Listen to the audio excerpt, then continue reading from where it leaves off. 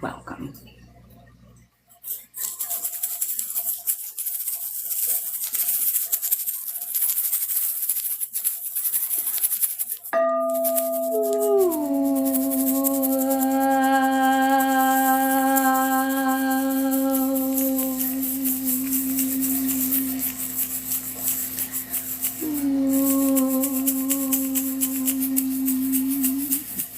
Welcome in. Welcome in. Welcome. Welcome. Welcome everybody that's joining. If you're gonna stay, welcome.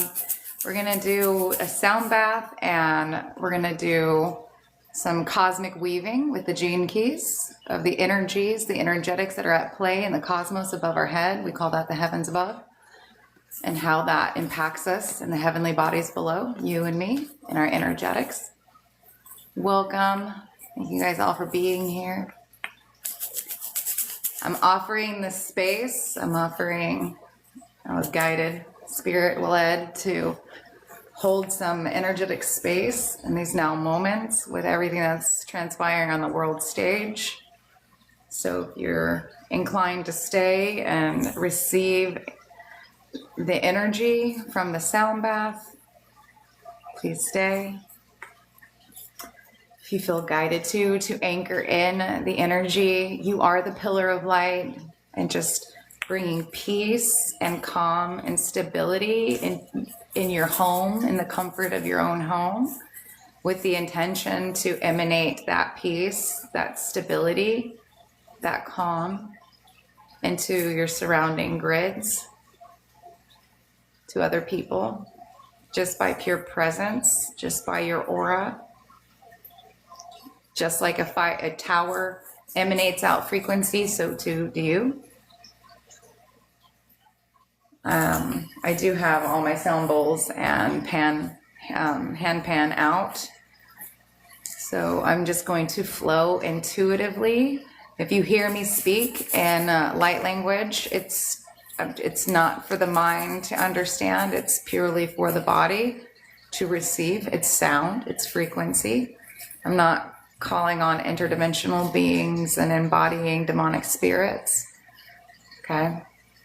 It is the sounds, the tones, the tonalities of the higher frequencies grounding through this instrument we call a body.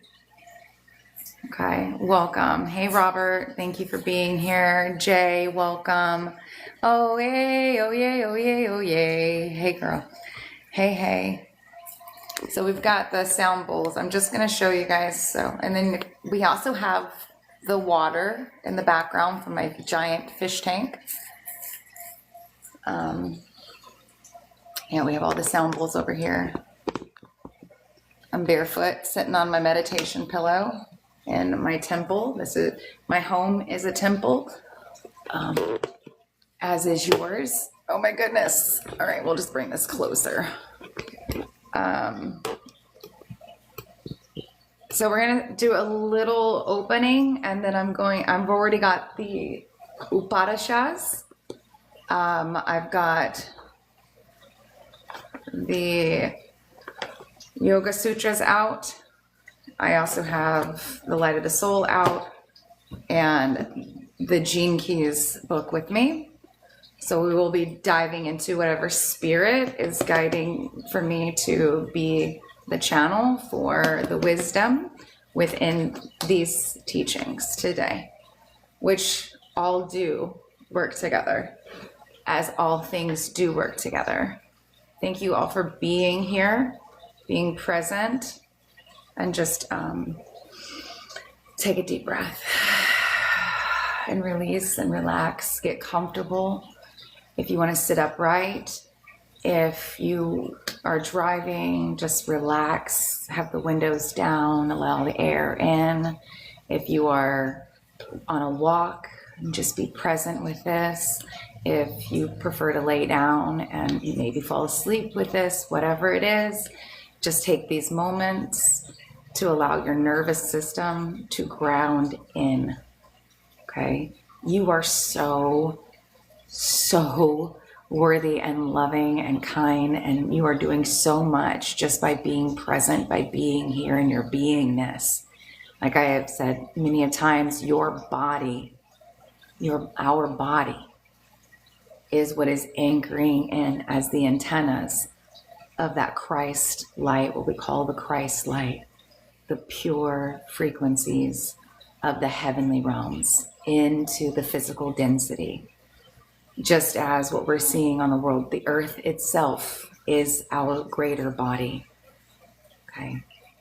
So thank you so much for just being alive, having awareness, choosing to look at yourself, contemplate, meditate, to make changes. Okay. Thank you so much for being you in whatever creative capacity that is.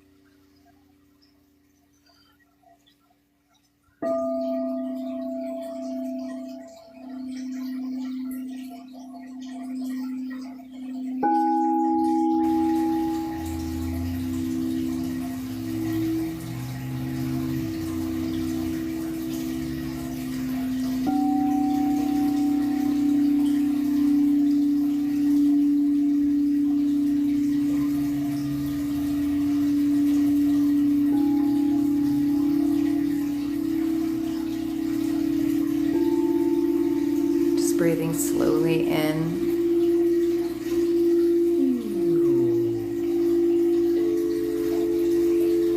Wherever you're feeling it in your body.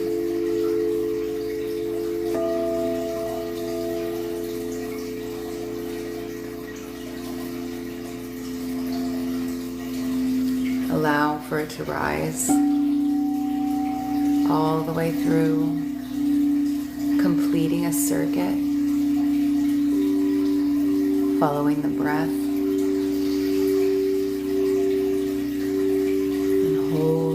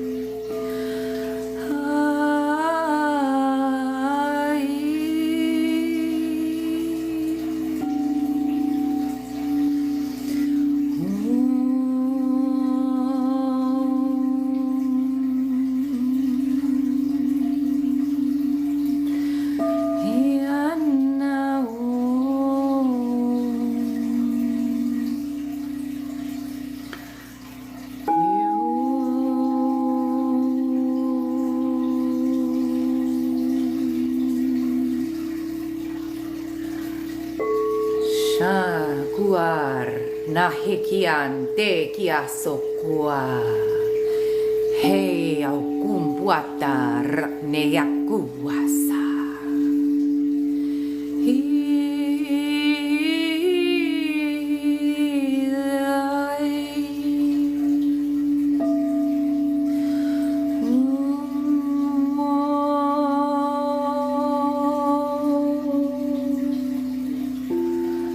Karukuamatea, eaku kuante, kian kuaka rakne heasua.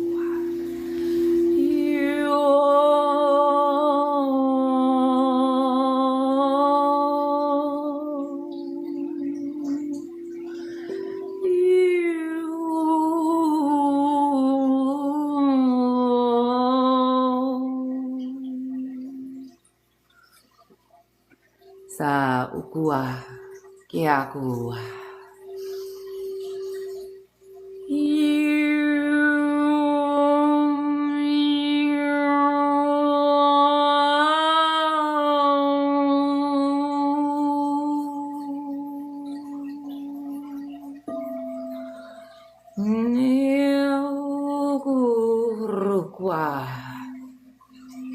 Kuasa kian terasa kua. Nehe kian puakan te tesa. Kiara kua tarakana. Kiara kua ne. Yum puah.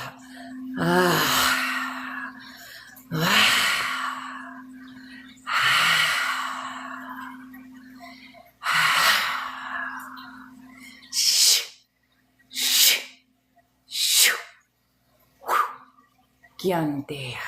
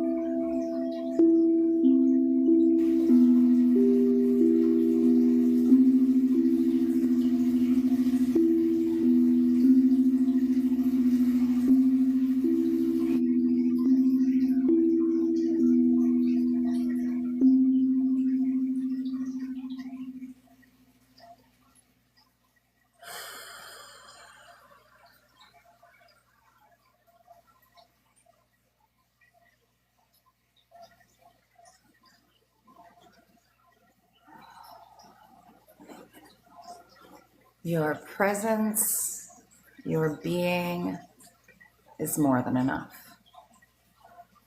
It's not about perfection. It's not about what you should be doing, what you could be doing. None of that. It's just presence. Your temple, your body, is enough. Your presence is more than enough. You receive energies constantly. Good or bad, you're constantly receiving energetics. And your pure presence alone is enough. You are doing so much just by being. Okay?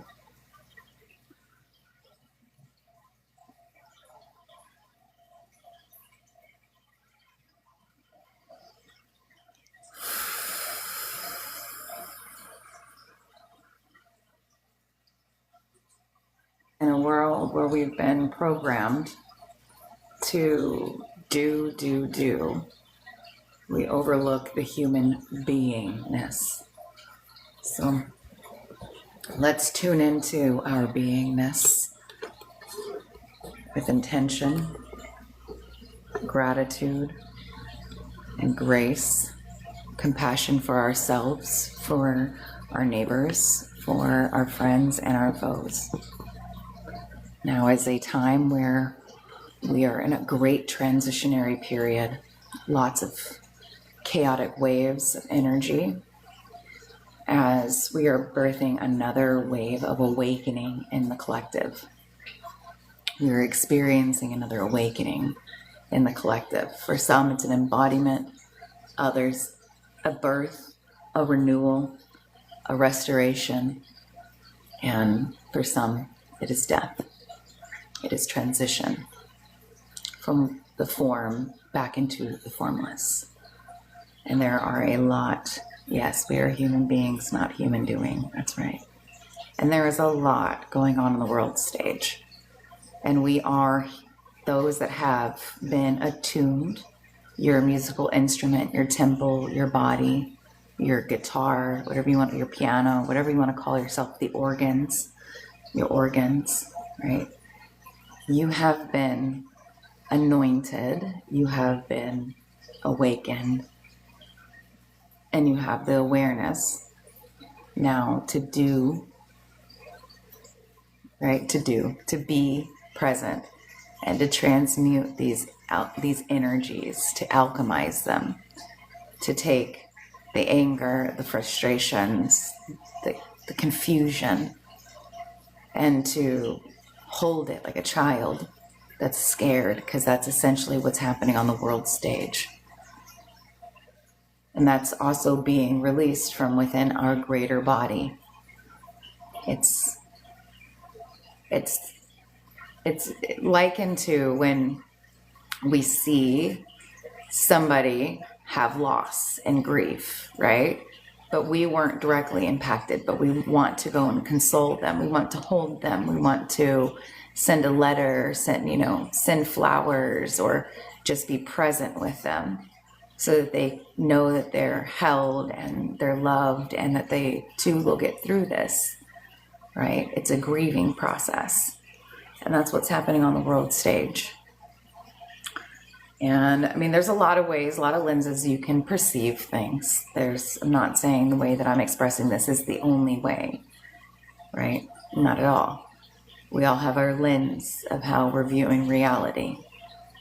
But in times like these, yes, we do need to love ourselves and come together and love others. And that's what we're doing here in this live. I was guided to. I was actually supposed to be in a call, but energetically that didn't feel aligned, and she felt it too. And then Spirit just guided me to come hold space online, and that's why I'm here. Now I'm here. So welcome in. If you're just joining, welcome. Thank you for your presence. Welcome. Thank you for your presence. Now, today, I don't want to get too brainy on shit. God, I wish the rest of my hair was curly like this. The top of it is as flat as a fucking pancake. But underneath, the Irish curl is there, I promise. Anyways, vanity, self-obsession. So, I don't want to get too brainy with this, but as far as, I'm going to give a quick rundown of what astrology, astronomy, the cosmic mind is. So our universe is a cosmic mind. And in that cosmic mind, all the stars and then the zodiac, right? That represents the inner aspects, or the neocon.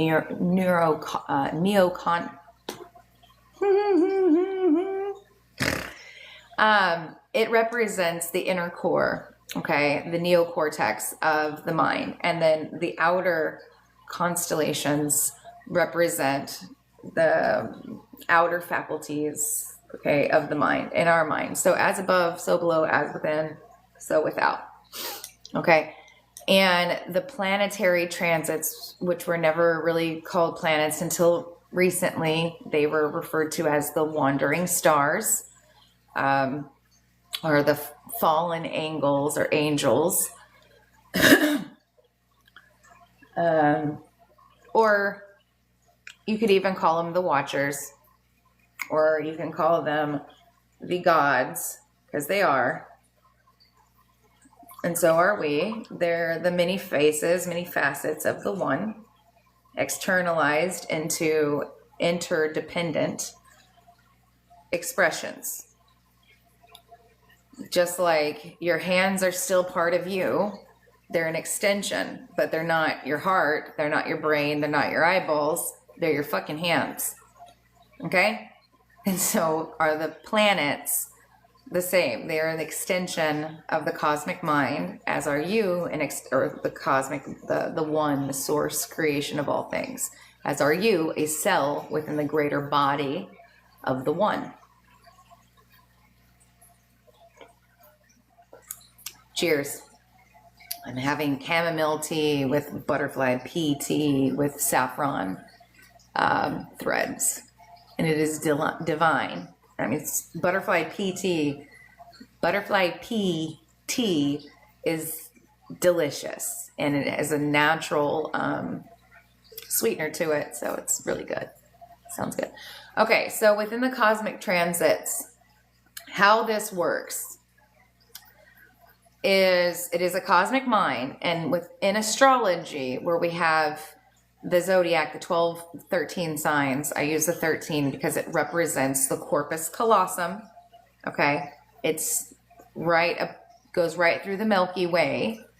Okay, which, so to Sagittarius, it's right there. So it's Ophiuchus, there's Scorpio, and then it's higher decans, what we call Ophiuchus, the 13th sign. And the first two decans of Sagittarius are all surrounding the Milky Way. Those constellations are right there on the Milky Way, which is the corpus callosum of the cosmic mind. Now, when we look at the wheel, and you have your lower half of the wheel, Aries, Taurus, Gemini, Cancer, Leo, Virgo, Libra, Scorpio. Okay, that is the lower half, or what we call the left hemisphere. Okay, it is the lower mind. It is connecting us. That is our primal animalistic mind. And then we have the upper half oscillant of the wheel. So Scorpio, we have the upper half of that, which is going to be Libra, Scorpio, Ophiuchus, Sagittarius, Capricorn, Aquarius, and Pisces. That is the upper half. That is the right hemisphere, the creative aspect of the mind. And so it's for us to yoke, okay? To yoke, thank you for the gifts. Thank you so much. It is for us to yoke the mind, okay? And that's the dweller on the threshold. Okay, that's Scorpio, the death and the rebirth, okay? Going through the waters, or the cosmic waters, or the Milky Way, the milk of the mother, okay, of the womb, the cosmic mother, the womb of creation. And so when we have planets, the planets, all right, where they're at is it's a neurosynapsis in the cosmic mind. All right, so it is where we have Jupiter currently right now in Gemini, conjunct in retrograde. Jupiter is retrograde, meaning that it's in its position. So all of the planets make a sacred geometry. And just like in sacred geometry, when you see the little swoops, okay, those turns, or even when you're, you watch somebody online and they're doing those little sand geometries in the sand, okay, and you see a turn in it, that's what the retrograde is. It is the planet creating that little swoop, or the wandering star creating that little swoop. Thank you so much for the love. So nonetheless, Jupiter is conjunct Pollux and Castor, the twins, which is in Gemini, literally Gemini. And right on the inside of the wheel, okay, the zodiac belt, inside the zodiac belt, there are constellations that are not the zodiac, right? And then on the outside of the zodiacal belt are also constellations. Okay, the zodiacal belt just represents the sun's path. Okay, but nonetheless, the cosmic energies that are inside the zodiacal belt. So Jupiter is here. We'll say that this is Jupiter, okay, and it's conjunct Castor and Pollux, and it's in the sign of Gemini. It's in Jinki 12, which is the city of purity. It is the shadow of vanity, okay? And this codon, this is a psychological expression, or it's more than it's protein structure, but that protein structure takes thought, okay, and has an emotional expression through us and on our world stage. Not only that codon, Jinki 12 specifically, but then we have the story of Castor and Pollux, okay, the twins, the brothers. Now that's the Western theology, like stories, lore, mythology that's connected to it that I use. Now, if you're going to use the Vedic system, it's going to have a different expression.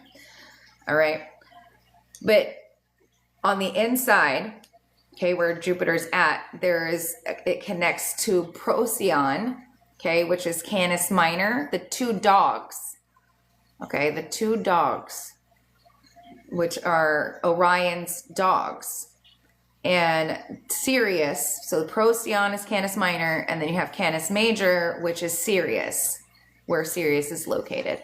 So you have the Sirian, or the dog star constellations right here that Jupiter is also connecting us with right now. And because it, again, Jupiter represents a chakra energy center in the cosmic being and within us, right? Now, different systems denote the planetary consciousness as different energy centers. I work with a soul-based astrology, not personality-based astrology, okay? Because we're not our personality, we're truly the soul, we're the soul of Gaia. And the personality is what is constructed from your upbringing. It is not who you are, it's who you have been ingrained and trained to and conditioned to be. So I do not work with personality-based astrology. And your personality, your personal reality changes once you fuse, once your soul awakens, your soul steps in, and you become more of your soul's emanation and not your personality's placation. Okay? Hello, brother.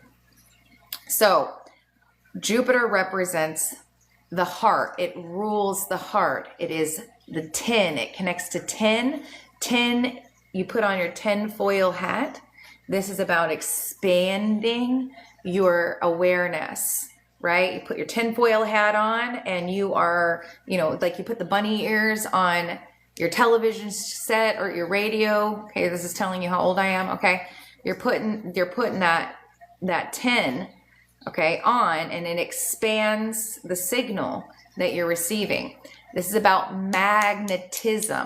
Magnetism is what expands and broadens your field. And that's what Jupiter does. He's the great teacher. He comes and impregnates us, right? This is the story of Zeus impregnating women, okay?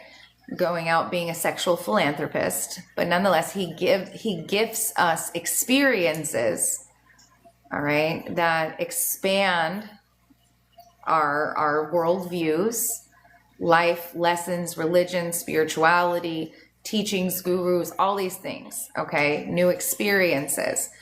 So it rules the heart. Jupiter holds the second ray in rayology and the cosmic rays in esotericism. And so it's the second ray of love and wisdom. Okay, so it is a mother arc energy frequency. It wasn't just Zeus, it was also Freya. So there is a masculine and a feminine expression to all the wandering stars. They're androgynous. They're not male or female. They're both. Just like us here, we have the masculine and feminine in us both. Okay. But just depending on the interpretation style that you are studying or using, is how you will perceive, okay, that planetary consciousness. I see Jupiter as a father figure, you know, and I laugh about it. But I can also see it as a loving mother energy.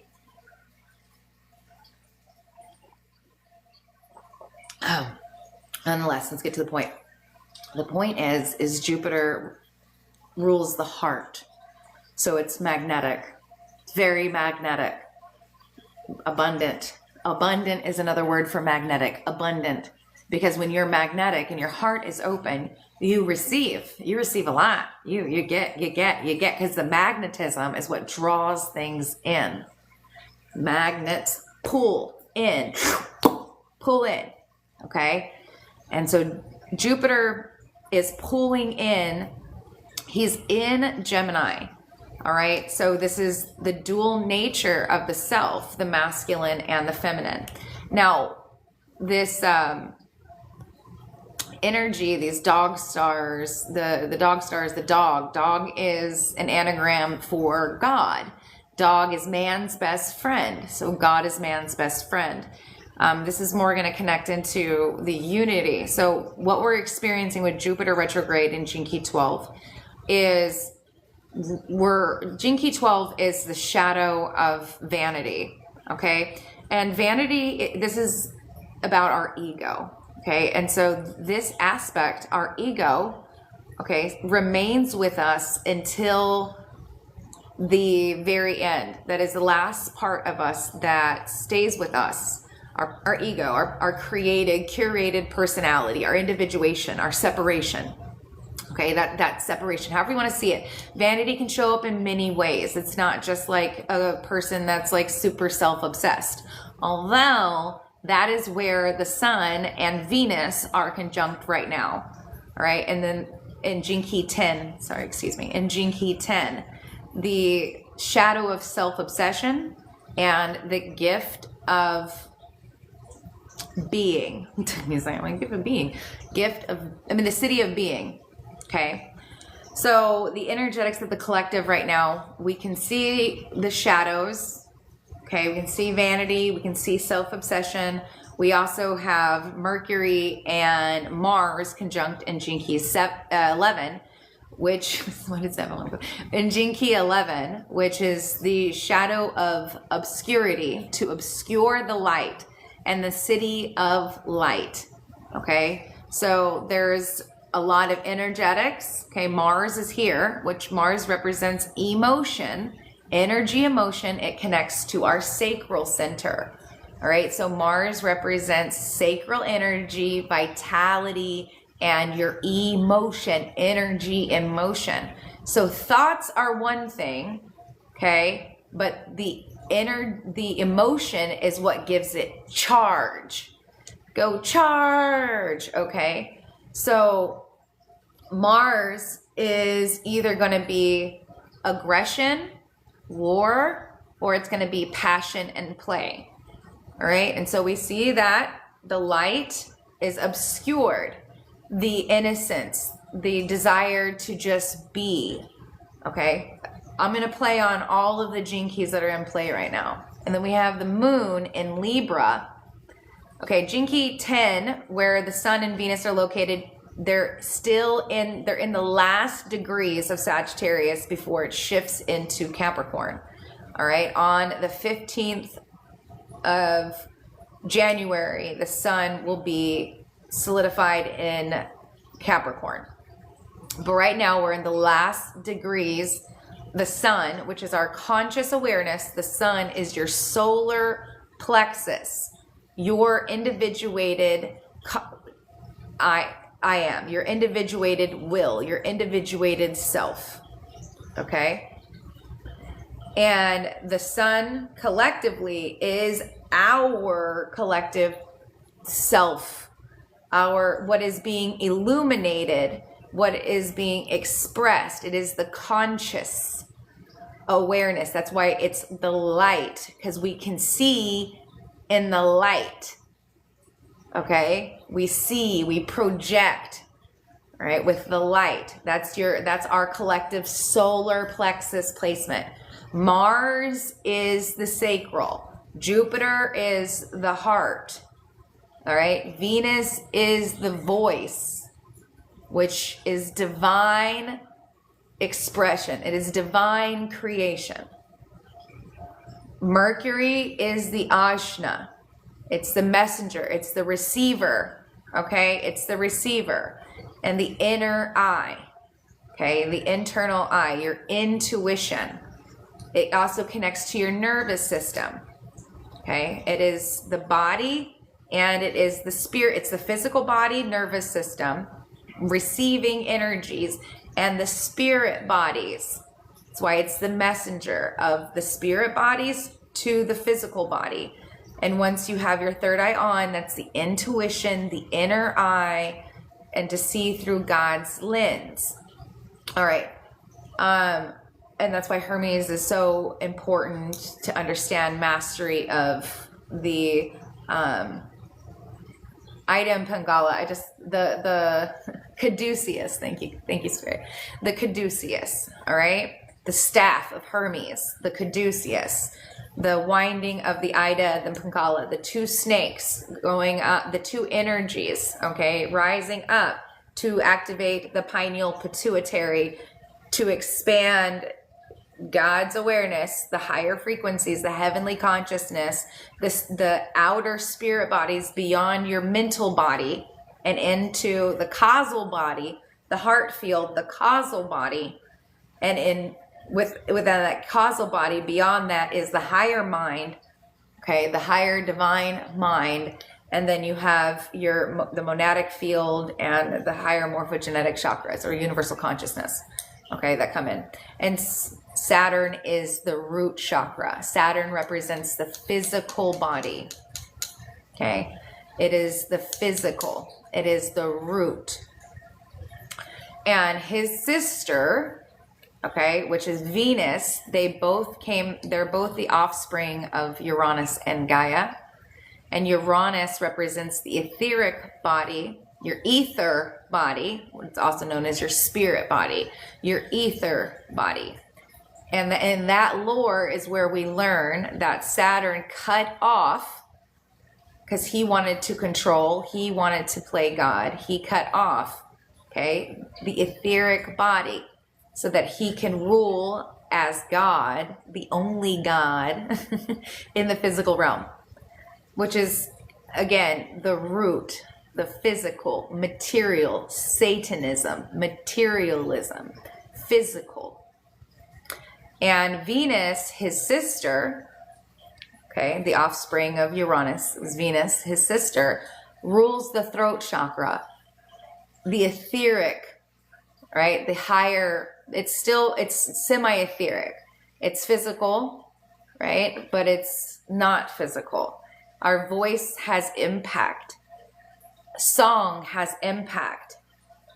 Music has impact. Sacred geometry has impact, right? When we make a sound, home, that sound wave will create a sacred geometry, but it's in the etheric, whereas Saturn is about structures and form. Venus gives voice, gives harmony, gives balance to form, gives structure to the form. Yes. And then you have the moon, which is the crown. And it's depicted, you know, as the intuitive. You have it as, it's not just your intuition. It is the mother, the maiden, the crone. It is wisdom. All right. It is wisdom, which is gnosis, which is experiences, like lessons learned through experience. Gnosis cannot be taught. It has to be lived. Okay. Lived experience, which we call wisdom or Sophia. And the moon represents that. So things are unconscious or veiled. The moon it veils us until we have experiences, and then we are illuminated through those experiences, and we gain wisdom or Sophia, the divine feminine. And once you have been crowned with that wisdom, then you're yoking, or in the process of yoking the sun, your individuated expression, to the divine. And that's again where we see the energetics coming together, weaving, the Ida, the Pingala, the electromagnetism, and the balancing of each one of your energy centers, okay, or the planets, okay, balancing them and bringing that energy up, rising up to be dubbed an anointed Lord, Sir, Madame, anointed, okay. And then that crown, that solar plexus, the sun, your personal will turns into divine will, because your masculine principle of doing turns into being, into presence. Okay, your masculine aspect bows to the feminine. I surrender. I surrender my will unto thy will. Thy will be done, okay, on earth as it is in heaven, in my physical body, in my daily actions, as it is in the heavenly temple, as I am instructed or guided to do, to speak, to be, to create, to dance, to sing, to art, to teach, to be the vessel, the instrument of God's will, Source's will. This is very simple stuff, but you've got to let go of the mind. And where Jupiter is at, okay, in Gene Key 12, in Gemini, okay, this is purifying the ego, or the mental, the lower mind, the animalistic primal mind. The seeker is also, in other words, the overthinker, the seeker, okay? It is purifying the vanity, okay? Our personal vanity, to be purified by the heart. Jupiter be the heart.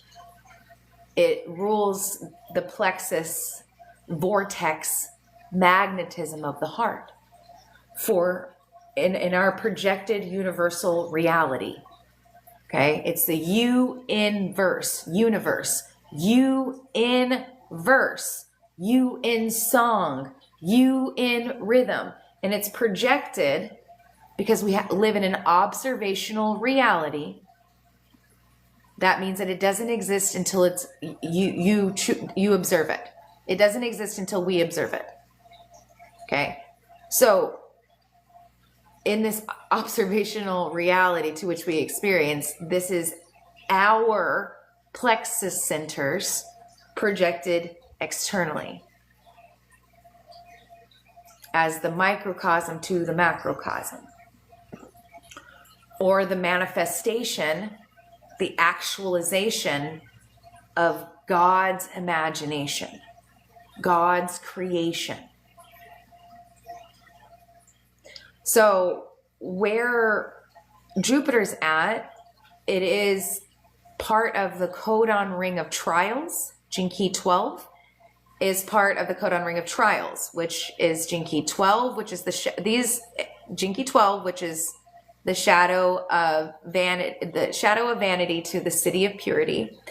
And then gene key 33, which is the shadow of forgetting and the city of revelation. And gene key 56, which is the shadow of distraction and the city of intoxication, divine intoxication. To be so in love and enamored with the divine that you are in a blissful state of ecstasy. I am the beloved. Yes? But the shadows are what the trials are: the forgetting, the distraction, and the vanity. Now, within this codon ring of trials is the ring within a ring, or the ring of secrets, which is what gene key 12 is. And it is the final initiation of purification. Like I said, vanity is the last vestige of your separation, your separated identity that sticks with you until nirvana, moksha, enlightenment, okay? Samadhi, okay? Until that final revelation, till rapture within the body. Many words, okay? And then, but it's through the purity of your heart. So your heart has to be purified. Has nothing to do with your mind. Now this is about, you can use, what's coming to my mind is Moses went to the mountain and he had the 10 commandments. And then he couldn't go any higher. Okay, he couldn't go any higher. He had to drop the mind, because your knowledge does not apply. Your earthly knowledge, okay, does not apply beyond this time matrix, beyond Saturn's time, beyond the cube, okay, beyond this physical senses, beyond the physical senses, okay. These principles of time and gravity, localization for consciousness and the senses. So the knowledge, the mathematics, all of that we have here on this plane do not operate in higher dimensional realities. They are not the same. They are not the same expression. They are not the same experience. And they have different geometries, different frequencies, different sounds, different feelings, different modes. Okay, your genetics, the DNA within the interdimensional beings operates differently. It operates from plasma, okay, from the plasmantic fields. And so we're talking about light spectrums, okay? The sound fields create light spectrums. And in this lower density of human experience, hue, light, man, mind, the light of mind, what it experiences here in the low light wave frequency, so the low slow waves of the red, the blue, the green light spectrum. In the higher interdimensional planes, they operate from ultraviolet frequencies, okay? And so which are higher, high pitch frequency that you hear, that dogs hear, that birds hear, that higher pitch frequency it's so subtle you don't hear it unless you have been attuned for your tuning fork that you are, your instrument that you are, has been attuned, okay, or oriented to the subtle bodies of your aura to receive those high pitch frequencies. Those are ultraviolet, the non-visible spectrum. The indigo and above, the purple and above, the ajna and above, okay, that pure white light, right? Or think of these colors as like when you're looking at a dragonfly and the iridescence that you can see, the rainbow iridescent hues that are in the dragonfly's wings. Yes? That iridescent, shiny, plasmatic hues. That's that light spectrum, that visibility that those interdimensional beings operate through. The crystal, okay? The multifaceted, the clarity of the Helmerker diamond, of the diamond's carbon, but at its highest octave, right? Carbon becomes a diamond. All right. So that's the realms that exist in those interdimensional planes look like such. Okay. They have an iridescence to them. Right.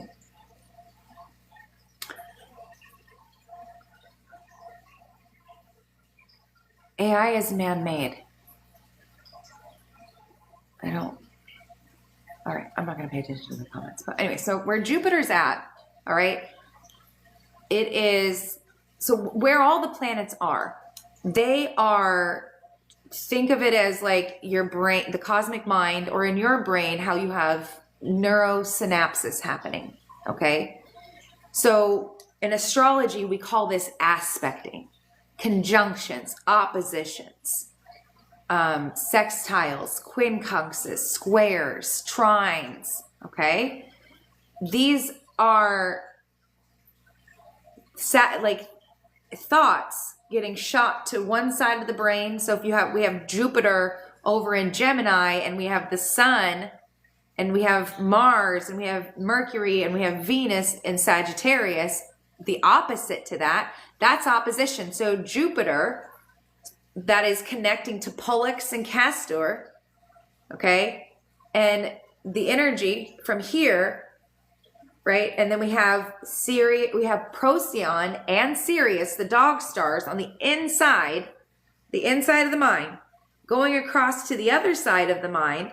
Remember, Gemini is part of the logic mind. It's part of the lower logical aspect, the primal mind, until it's developed into its higher expression, which is what Jupiter's doing, okay? But on this side of the creative mind, the right side, is where Venus, the Sun, Mars, Mercury are conjuncting, okay? In exact opposition, okay? And that opposition is a neurosynapsis in the cosmic mind, all right? And so with the Venus and the Sun are in Jinki 10, the city of being and the shadow of self-obsession.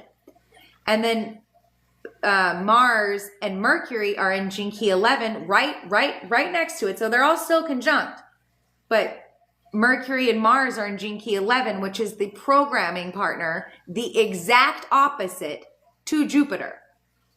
Okay? In Sagittarius, right there along the outskirts of the Milky Way. Okay? And so we see the dynamics collectively and probably individually in your personal life, the dynamics of the lower self, the ego, the vanity, fighting or tension, the back and the forthness, the inner conflict the dueling spirals, the masculine and feminine, the conflict, the battle of the sexes conflicting with each other internally. But we see this externally on the world stage.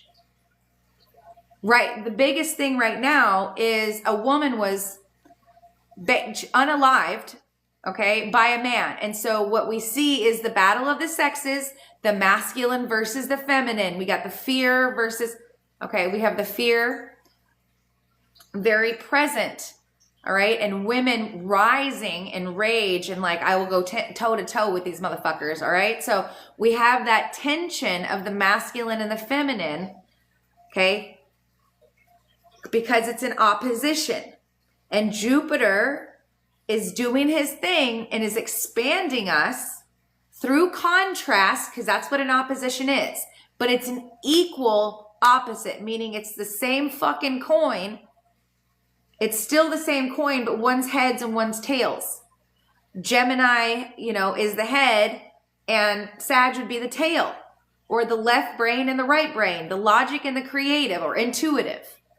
And it's for us to come in to hemisync, to weave, to come into coherence, to ground, to see the bigger picture, to feel the battle within ourselves. Where am I holding this anger, this rage, this animosity, this pain, right?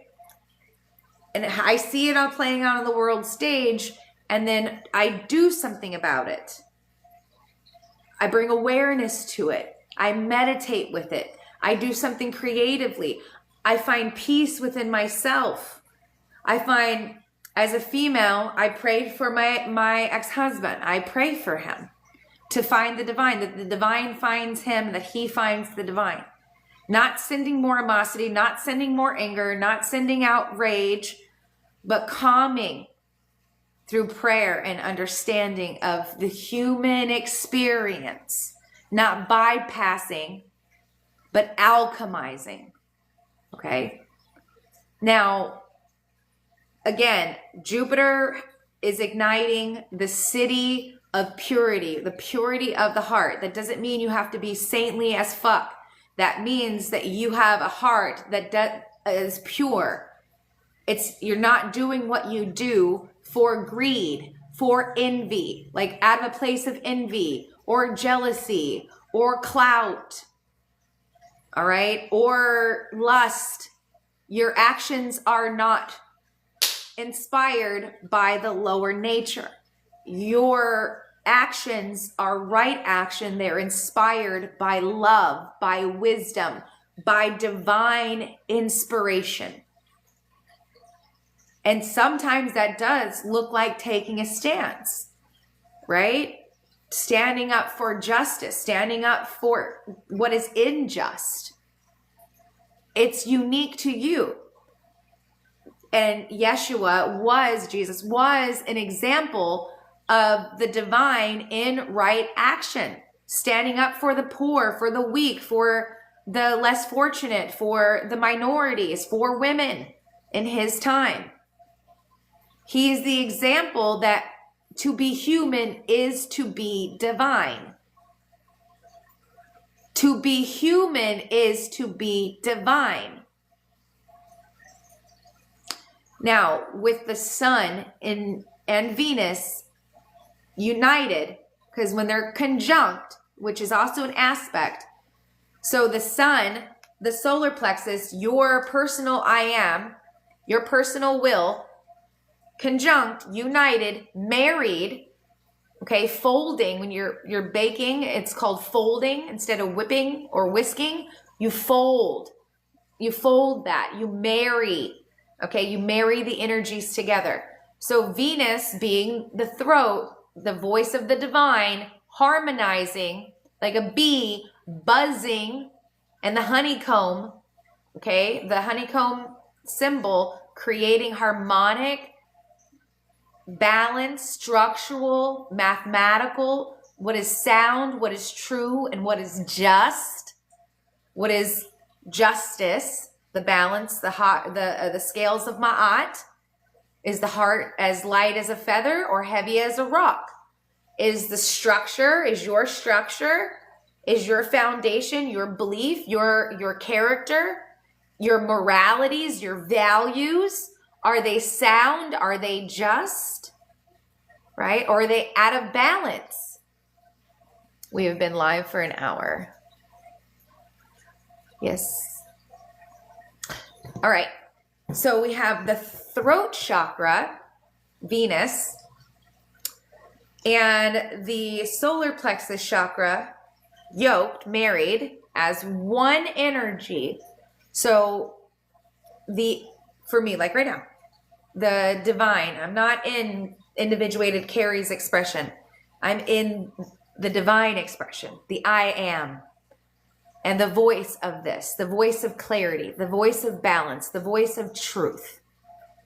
What is just, what is real, what is structural, what is foundational. Because my morality, my values, my character has value, and I have that. Because I seek that, I own that in my being, in my divinity that I am as a instrument of the divine, which I have cultivated through devotional practice to something so much greater than the self. But the shadow that the sun and Venus are allocated in Gene Key 10 is the shadow of self-obsession. All right? Which does come from a place of fear. Okay? To be engulfed in the me. My, I want this. I want that. I'll make this. I'll make that. They're obsessed with themselves. They're obsessed with what they can get. Right? And it is the gift of naturalness. So self-obsession is, well, I'm going to fake it till I make it. And I'm going to hustle like a boss bitch. And I'm going to get it? Obsessed with self. When in truth, it is to lean into being or natural, the naturalness. What is authenticity? What is natural to you? What feels easeful and effortless? But what is forced is not. Well, I've got to wake up and I've got to grind and I got to go do this. I got that routine. I got this diet. I've got da. That's force. That's not authentic. Well, what do you mean? It's going to put me into a higher place. No, it's not. You're literally, you got a sick kid that you're like, fuck you. You're going to go to school anyways. Get the fuck out of bed, you bitch ass. This is the real world. That's what you're doing. Instead of just honoring rest and that the body is healing and that it's got a fever and the child is not well. It needs rest. It needs mental, relaxation, calmness, centeredness. Okay, that is self-obsession. Trying to force, trying to hustle, when all we're here to do is to come into ease and effortlessness. And if you're going to fight for your suffering on the other side and say, well, that's easy for you to say, you don't have to do this, that, or the other, then I want you to reflect in why are you limiting yourself to the lifestyle in which you are living.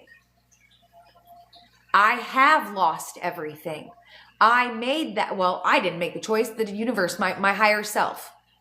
My higher self made the fucking choice.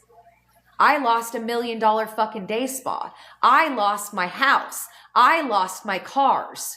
I lost my mother. I lost my father. I moved across country to a whole different fucking state and restarted my life. So don't give me your fucking excuses about I have to do this and I have to do that. You have to learn the art of surrender. And if you want to live an easeful and effortless life, you will have to make decisions that cut out the hustle and the grind. You have to choose to leave the program and to create. There's a path that's already created. You have to learn the art of following that. And it isn't easy. Many of the stories that we hear, thank you for joining the fan club. Many of the stories that we hear are of the trials and tribulations that the saints, that the mystics, that the priestess, that the witches had to walk to live in ease and effortlessness out of the Roman constructs, what we call the mental matrix, the constructs.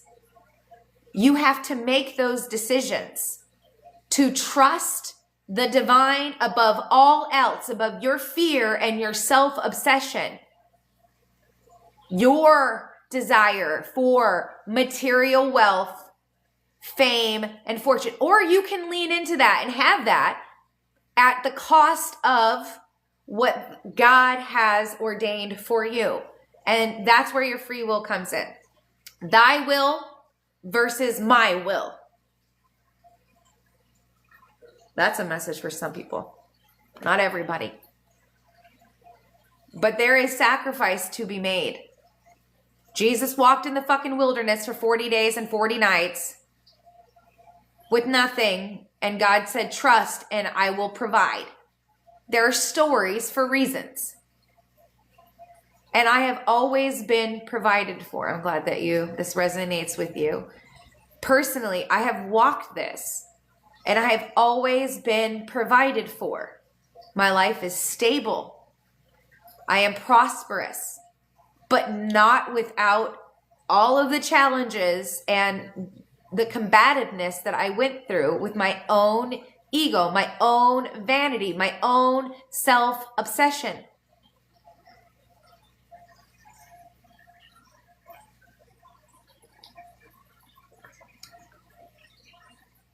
The goal is not for your material gains. The goal is for your spiritual inheritance.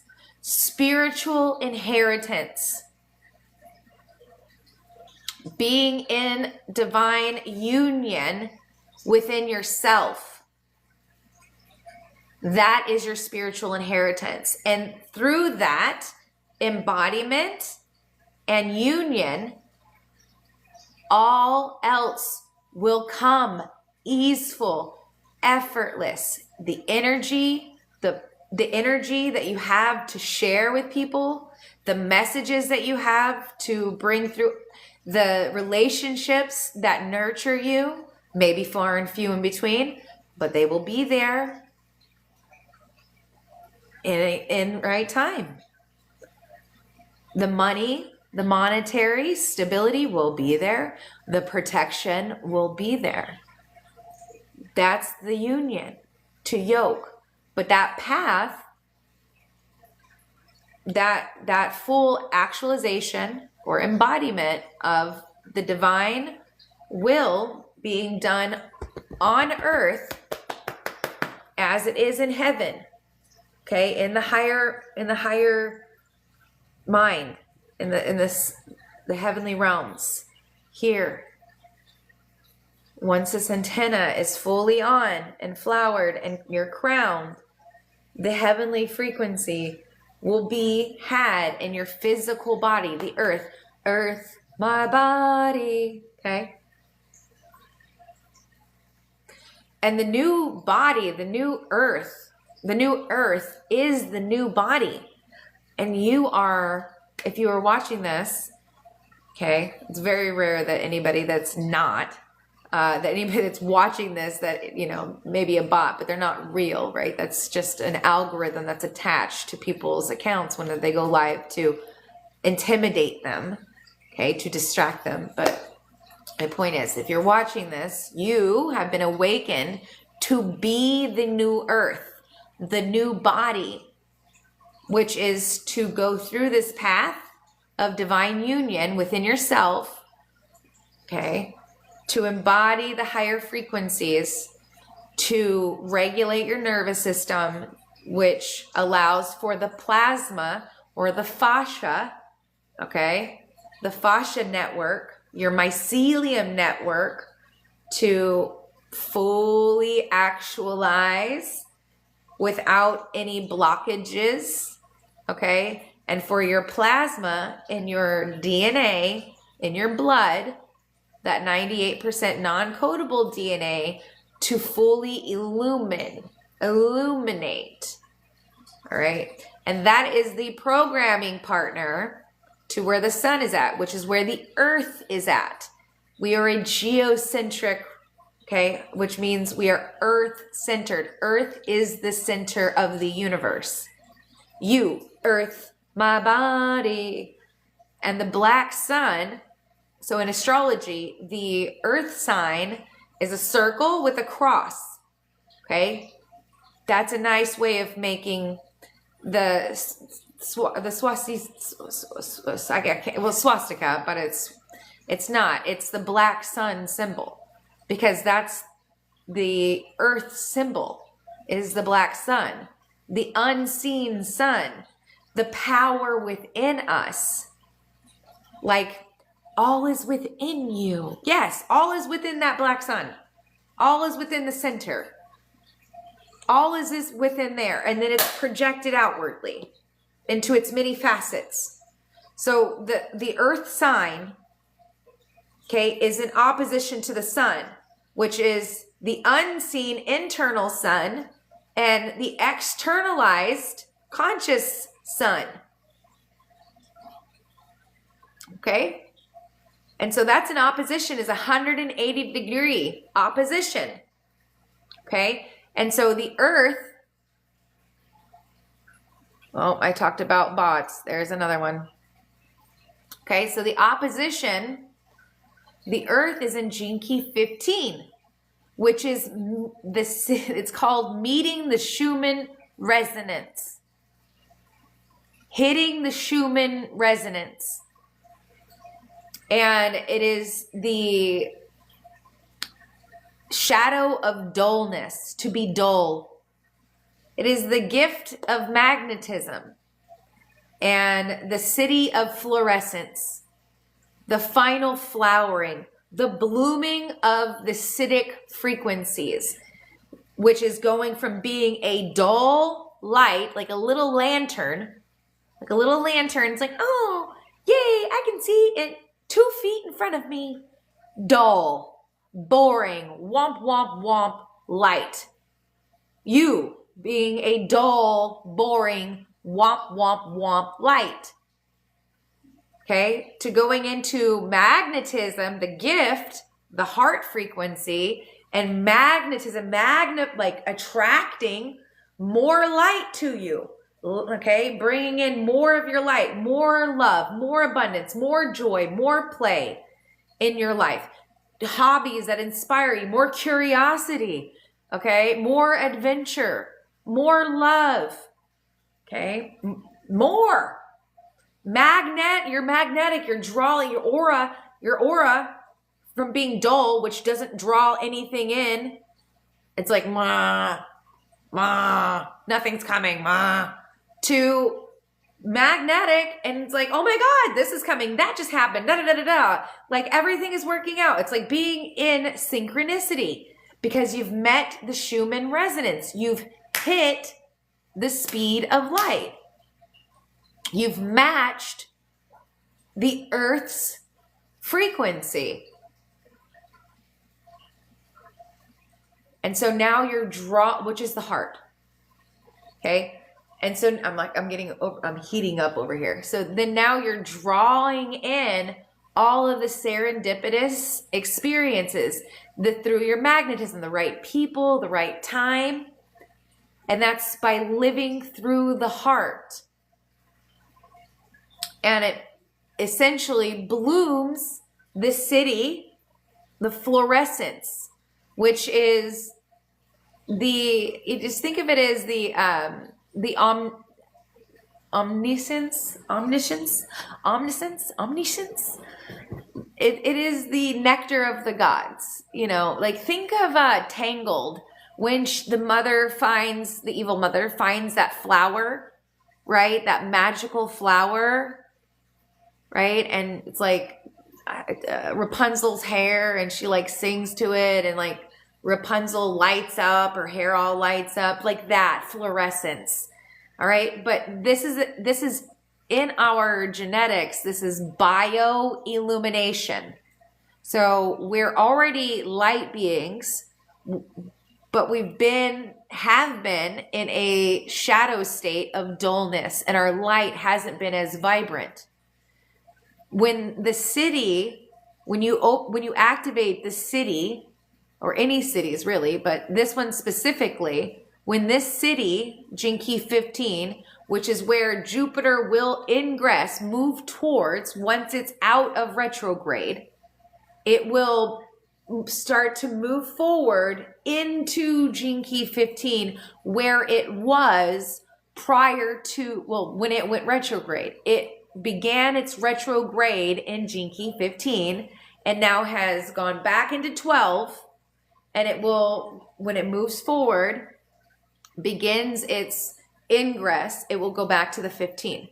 So all of these are relevant. It's very relevant for what we're experiencing, okay, in the cosmic mind and what we're playing out here in the earthly realm as cells, as the imagination, the image of God actualized, manifested, human, the light of mind, living, okay? The thoughts of the cosmic one playing out in its many faces, us, the cells,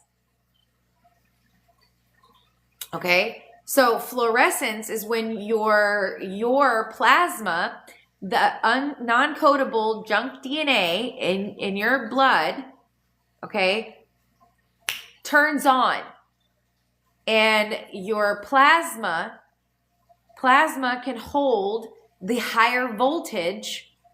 Plasma is the medium for the higher electricity, okay, in the body. And you are filled with trillions of atoms, which are fission and fusion of light.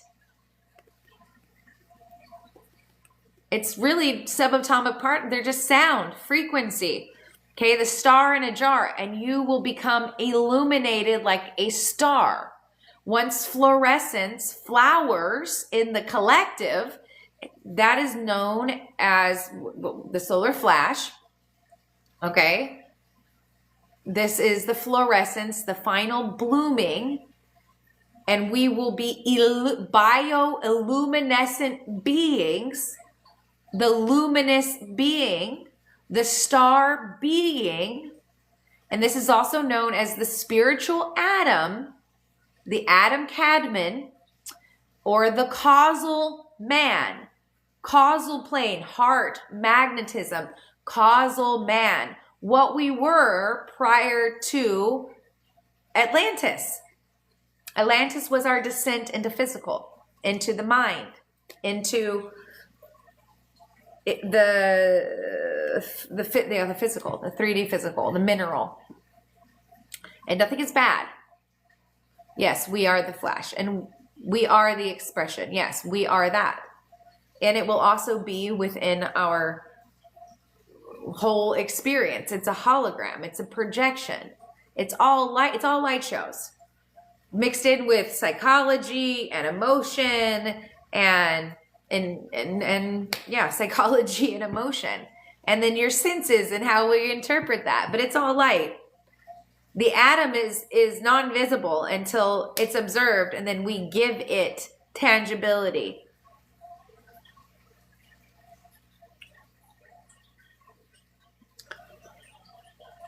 And there's a due process to this, because the mind, you're deconditioning and deconstructing all of the things that you've been told, all of the stuff our ancestors have been told. This is nothing new. We've done this many epochs, many of times. As the seventh root race, the final, the all, ending the human experience, activating the plasma body fully as a collective, becoming the spiritual atom, becoming the light being, the causal man, the fully integrated human, and we ascend into the interdimensional time-space continuums. And so we have to release the mind and the knowledge that we've learned here because it does not apply outside of our dimensional localization of space and time.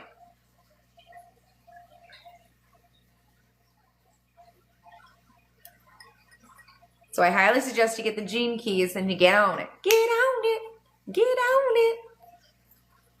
I do these weekly. These are what I just expressed is called Astro Key Synthesis. Like I said, for me, my anointing is to guide the collective in the direction of divine evolution, which is an evolution and an involution. I've been ordained to steer the cosmic energies that are happening and anchor them in through my group, through these channeled transmissions, to guide humanity into its true divine unfolding. You're learning about the third gene key, innocence, from chaos to innocence.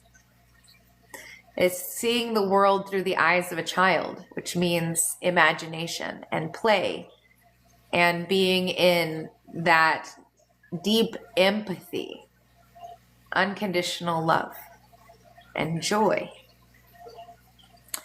But the chaos of the mind ensues. And that deals with the third eye, specifically, Gene Key 3. It's in Aries. Yeah, that's a beautiful key. I love that key. Through the eyes of innocence, the eyes of a child. Because you cannot get through heaven, right? Unless you come to me as children. Innocence, purity of the heart, without expectation, without desire for worldly, what's the word? Accolades. You know what I'm saying? Hey girl, love and light.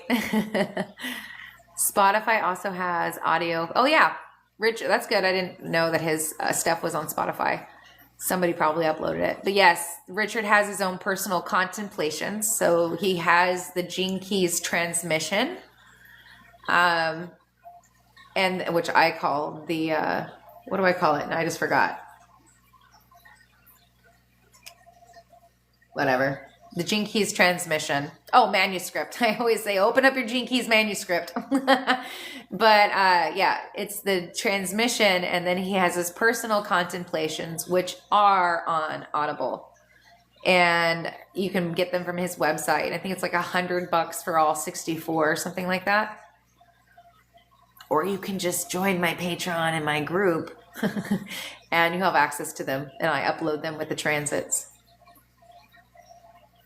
Or you can just purchase them yourself. They're fucking amazing. And they are beautiful. I don't align with everything that Richard Rudd says. I really don't. Not everything. But with a lot of it, yes, absolutely. Has transformed my life for the best. I don't align with everything that Alice Bailey says. Or definitely not what Helena Blavatsky or Rudolf Steiner has to say. I don't agree with hardly any of everything that they say. Their perception was based off of the information to which they knew at that time. Which they're very endowed, spiritually and aligned, but they did not have a clue about Tartaria, and because of that they missed a lot of depth and where we're at in the localization of mind, of time and space. Okay.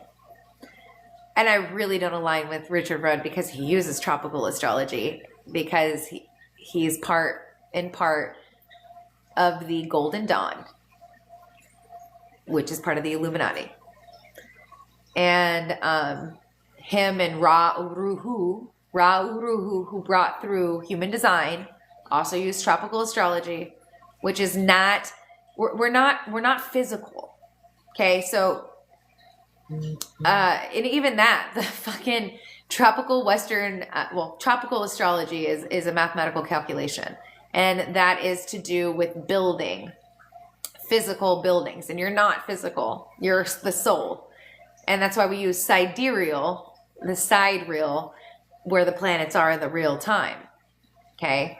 And even the pyramids and all that shit, the pyramids and all these megalithic structures, they all align with star forts. Star forts align with stars. Pyramids align with stars. Okay.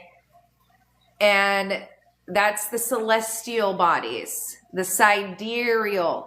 And so the zodiacal belt, okay, we have to take into account the precession of the equinoxes, because the stars move 1 degree every 72 years. And tropical does not take that into account. Here's the thing, tropical astrologers. The mind of God, it moves. Okay, so it's not always fixed in Aries. The Aries might be the ram and the head, and I get that, and the jawline is Taurus, the physical structures, but we're not here like that. We're the mind, the eyes, the ears, the senses, the soul. And the soul evolves. That's why we have precessions of the equinoxes and epochs, aeons, okay? Because the cosmic mind evolves, just like you evolve with contemplation, meditation, and self-awareness practices. You evolve. You are the expression of God's evolution. The cosmic mind evolving through conflict and contrast. Because that's how you learn. Because we all can put our hands up and say, my mama told me not to, but I did it anyways, and I wish I would have listened. Because no matter what you're told, you still only learn through experience. That's why they say gnosis cannot be taught. It can only be learned through experiencing it your fucking self. Thank you, Tarla, for the love. Thank you for being here. Thank you, everybody, for being here. Okay. So the city of being, I am guided. Let me have another sip of my tea that's cold at this point. Bing! That was not intentional. But that was the throat chakra. Bing! Ooh, baby, you know what I want. Ooh, heaven is a place on earth. They say in heaven, love comes first. Ooh.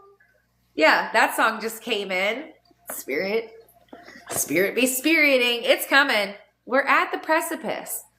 So be in your presence. Be in the fullness of all that you've experienced. All that you are. All that you've been through. I recently went to the Temple of the Universe. Michael Singer, he created this space when he was, I think it was like the 70s. Anyways, this place has presence. Thank you, Jules. Thank you so much for the love. This place has presence. His guru is Yogananda. Oh, the autobiography of a yogi. Paramashahana, fuck, I am not good with the Sanskrit names, okay? But this man, I've had this book. Anyways, this man. Now there's images of all of different saints and yogi instructors and yogis and gurus, saints and divine beings that have accepted the divinity that they are, because I just want that to be real, that accept the divinity that they are, because that's what you're doing. You're accepting the divinity that you are through whatever process that you're going through. Okay? Only thing that you're fighting is your ego and your ancestral patterns. Okay? And once you realize what they are and how your ego shows up, how your programming shows up, you're here to soften, to polish your ego, your personality. It's going to be there, but you're here to refine it, to polish it, and to rewrite the emotional reaction into an emotional response, a different response to your ancestral patterns and wounds, and to accept the divinity that is already you. This is why Moses said, in order to part the seas, to the Israelites, to part the seas, to escape the Pharaoh, right? He had to part the Red Sea. You had to believe that you were divine. And they were like, well, what do we have to do? What do we need to do to prove our worthiness? Nothing. You are worthy. You are worthy. Accept your worthiness. That's why there's the saying is to come to me as children, innocent and pure. It is us that hold on to, I'm not worthy, I'm not enough, I'm not pure. We think Puritan means to have never had sexual intercourse, or to not have fucked up or gotten drunk or did drugs or anything like that. That's what we think. We're like, oh, we are scrutinizing and we are condemning ourselves because we feel unworthy. But you have to give yourself grace and know that you are divine, and your human experience and your suffering and your pain and your bad decisions and your fucked upness is what makes you divine. It makes you human. It means that you've lived through pain and through suffering and through trauma, and you did the best that you could with what you had, what you knew of yourself at that time, and you chose to be better. To better yourself, to not do those things that were actually harming you,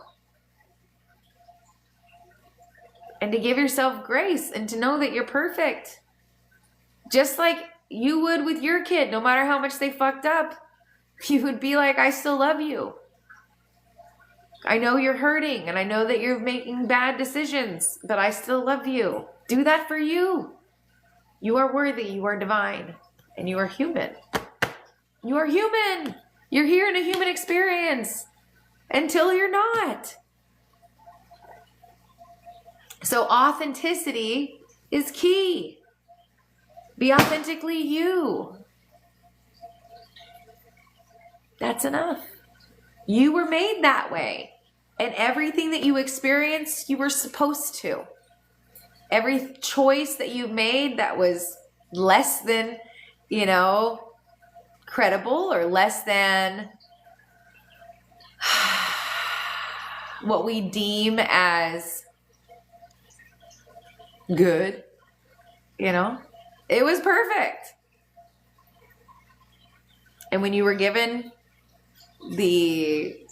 your soul came in, or you had one of those experiences and you were given that breath, that moment, that pause, that redirection in life, you fucking did it. And that's brave to be like, this isn't going to be what my life is, and I'm going to change it. I'm going to make the decisions that are going to benefit me, that are going to make me feel good, that are going to bring health and wellness to my body, I'm going to speak kindly over myself, over my children, over the people that have hurt me, because forgive them, for they know not what they do. We don't fight war of flesh. We fight it against principalities of darkness, because ones that have come before us, the archons, are disembodied essence, disembodied souls that are haunting ghosts that float around and attach to humans because they don't have a vessel and they're not allowed to incarnate into a vessel. And those are the entities, the jinns, the archons, the attachments that attach to people We call it the spirit of Jezebel and spirit of pride and the spirit of lust and the spirit of sin. And that's the ghosts that go around attaching to hosts. And if you're not in control of your body, if you're not in your body, if you're detached and you're out of body on drugs or just have mentally popped out in detachment, then something else will use your body. And we see this in channeling, like Bashar. They're channeling demons. Well, he's specifically channeling the Greys, which is what happens to humanity. What humanity ultimately becomes, those that don't ascend and become the new human, the future human, the plasma-born being, the new earth, that don't become the new earth, become the Greys, which are what happens when they breed, they interbreed, okay? And they, with AI, and they breed out empathy. They become the Greys. And the Greys have, these are the fallen angels that they talk about and that we see in a lot of like ancient cultures that have depictions of these elongated skulls and fucking, you know, slimy fucking sideways blacked out eyes, the zeta reticuli. The Greys, they're the future of the fall after the flash, after we move into the next dimensional expression or the next density. When our thoughts and our feelings and our physical body match the heavenly realms, we transfigure and bloop into the higher density. Become a vibrational match to it. We're just light. We'll become a vibrational match to that, like a pitch, you know.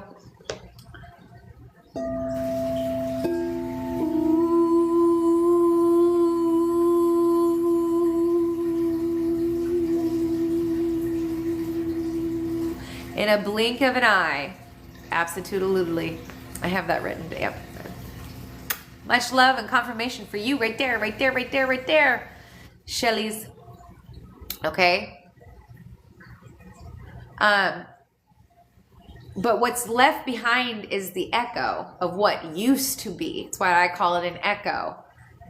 Chelantic science refers it to Metatron Matrix, the fall matrix. And, you know, so the Greys are what's left. And they have incarnated into every epoch from the future going into the past. Because like I've said, we're living in the past. Okay? Which means the lower frequency. It's all that past means, is in the pain and suffering of the lower frequencies. So the Greys, okay, they have come from the future, their future, into, they have space-time allocated with artificial intelligence. This is why they have the Operation Looking Glass in our time-space continuum right now. It's so that they can harness it. They've been going in and out of epochs into the Mayan culture, the Inca, the Aztecs. They've gone into the Asian, the Mongolian, Asian. They have gone into even the Egyptian.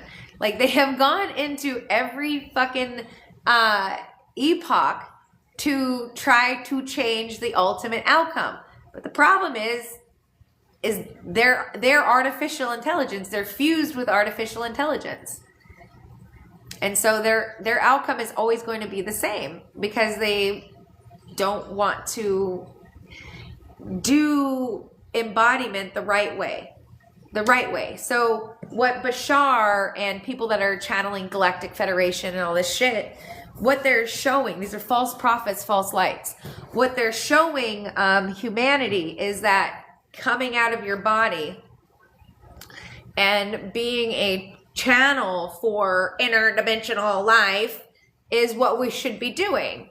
They're showing people that, you know, if you allow an alien or what we call a demon to, you know, take over your body, then you're going to be cool and famous and people will listen to you. and like you'll have the ability to like inform people and like it. So no, this is anybody can open up and channel. Anybody can channel interdimensional entities, principalities of darkness. Okay, they dressed up in drag. This is Archangel. That's all it is. They're channeling demons dressed in drag. Okay? I don't care how fluffy, how inspiring their fucking transmissions are. They're showing humanity that is okay to open yourself up to demons and principalities of darkness. True interdimensional life does not interfere with the human experience. It is easy to open your channel up and receive all kinds of frequencies.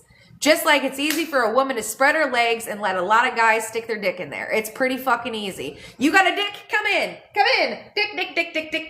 Dick. Okay? It's a hell of a lot harder to have a divine union with Source, to purify your vessel, your heart, to have respect for yourself, and only channel your soul and Source through you to be the divine embodiment of the one. You have to be purified. That is harder. Oh, I just got restricted for 10 minutes. So it is a lot harder to walk the line, to know that you are the divine. You are the divine in presence, and to have that holy union within is a path of devotion and purification. And that is a lot harder to do than it is just to let anybody come in and anybody come inside you. Okay? I am spitting the truth. I'm always spitting truth. I'm always spitting the truth. Okay? Now, to the dream keys.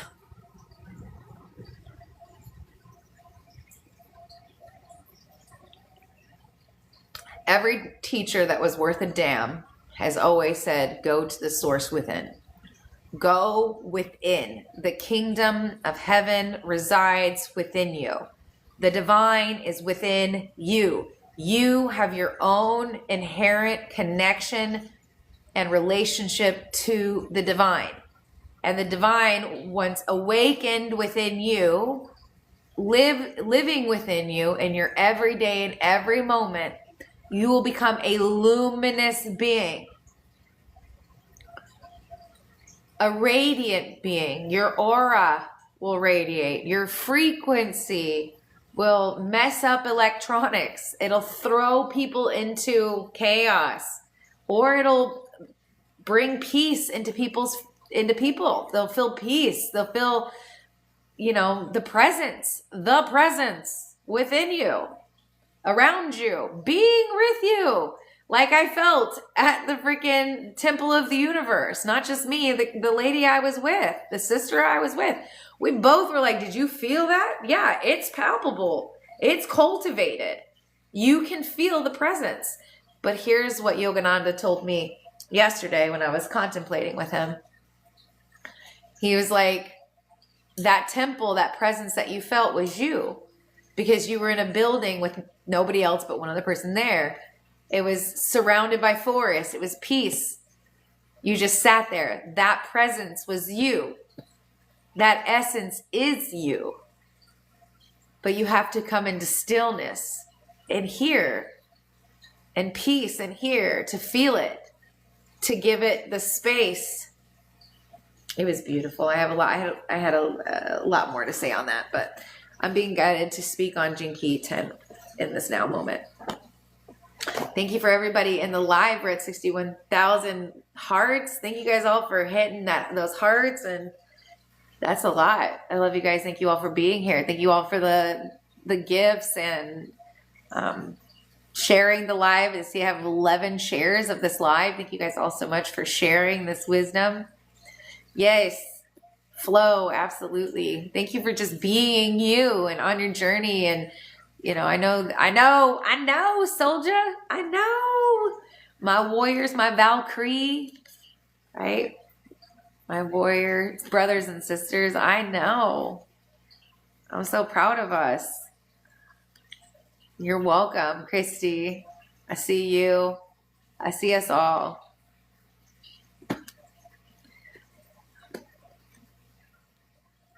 You were abducted by orbs into a hologram. Very interesting. So you were taken in to see? That's really cool. I'm glad that you made this one too, She is Magic. We know who we serve now. Absolutely. The one source. And we are its interface. That's amazing. So the shadow, like I said, is the shadow of self-obsession. And its title is the mazy pathways of the self. And I'm just going to read a little piece. When I'm being guided by the spirit of the gene keys, I will bounce around. Okay. It's not red. All right, so it's guiding me to read these specific pieces out of the shadow, out of the gift, and out of the city. I'm just going to read pieces of it, okay? You can get the book and enjoy the journey yourself. I highly suggest you do. It is beautiful. Thank you, Rachel, for sharing the live. Okay, so the shadow of self-obsession, and it says here, this is one of the most primitive of all aspects and archetypes within the human genome. At its shadow frequency, it tightens all your life force and forces it inward, which in the long run makes it one of the most magical of the 64 shadows. It is here that the individual journey towards awakening and transcendence truly begins. However, this genetic centripetal force excludes other beings from your immediate concern and attention. In early versions of humanity, the 10th shadow ensured individual survival since it put the safety of its own vehicle before anything else. You can see how this is playing out on the world stage, yes? Right? It excludes other people from immediate concern. Well, it doesn't concern me. I'm not going to say anything. I'm not going to do anything because it's not happening in my reality. It's not happening in my family. You see that? You see? She said, oh my fucking God. Yes. Yes. This is how you read the gene keys, and you see it in the micro and the macro. All right. So, however, this genetic centripetal force excludes other beings from your immediate concern and attention. All right. This shadow ensured individual survival since it put the safety of its own vehicle before anybody else. Me. In humanity, to see a person give his or herself for another or for a higher cause is to see the 10th shadow transcended. And its prime purpose is to put oneself first. Okay? In our modern world, the 10th shadow still governs us on a collective level, even though it is showing signs of awakening today. And we see that with people standing up and saying, I am Renee Nicole Good. We see this shadow being transcended in real time. Right? So the emphasis on the 10th shadow is on an individual, which can be both a blessing and a curse. Individual differentiation is the cornerstone of evolution itself. If we humans do not discover our own identity and uniqueness, your own identity, and uniqueness, we cannot transcend it and move our society to a higher level. The blessing is that the more different, not all hum shabam, I need to be a boring little person that sits here with no personality and has no uniqueness about me, because that's what a saint does. This is what's expected. Yeah, no. All that, okay? So only through our diversity can we arrive at our unity. But there are forces that tug against evolution. And these forces coming from within keep us from experiencing our true uniqueness. Just think about that people that channel or say they're talking to the Galactic Federation, right? That's not unique. I'm part of the cool kids club. I am in the ASB. I'm a cheerleader. I'm a jock. I'm doing the same shit. Look at me. I'm in the cool kids club. They've invited me in. My antenna, my signal connected to them, and now I'm in their club and you're not. So now you have to listen to everything that I say because I'm cool. Does that sound more appropriate? Not unique, huh? How can you be you when you're channeling somebody that's not? And in Bashar's example, I don't like him. You can tell. I'm not a fan. This is his future self, because you know which direction he went in. Because you know he wasn't aligned with the highest of all. But he chose, even in this life, to work his dirty, grimy hands in Hollywood. And you can do the research on him. Oh yeah, he's in IMD. Oh yeah, he's central casting. Oh yeah, he's had his hands in many sci-fi movies in Hollywood. Oh yeah. And then he started to go into the spiritual world and start channeling Bashar. Daryl Inca is his name. So stop. There are so many false lights, so many false prophets. Go within the uniqueness of who you are. And yes, everybody's playing their role, but it's for you to have the art of discrimination, which is the gift of Gene Key 12, where Jupiter is. To discriminate is to have a higher expectation of everybody to meet. It's the purity of the heart, and you can discriminate what is truly of the heart and what is a show, what is a mask, what is a false self. It's imitation. It's manipulation. Dressed up as spirituality. Deep throat chakra, choke on the deep throat out there, was Epstein Island. Yeah, he's got bestsellers. Oprah fucking been going for years as this prime person. She's got an island, on the Hawaiian island, hello, trafficking children.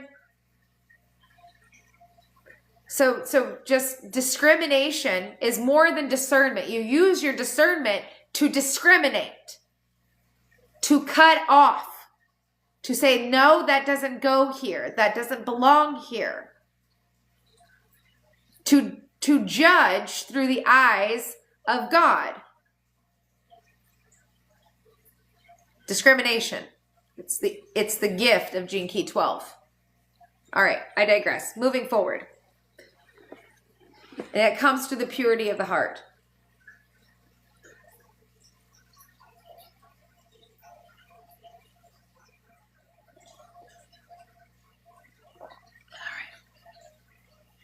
Let's go.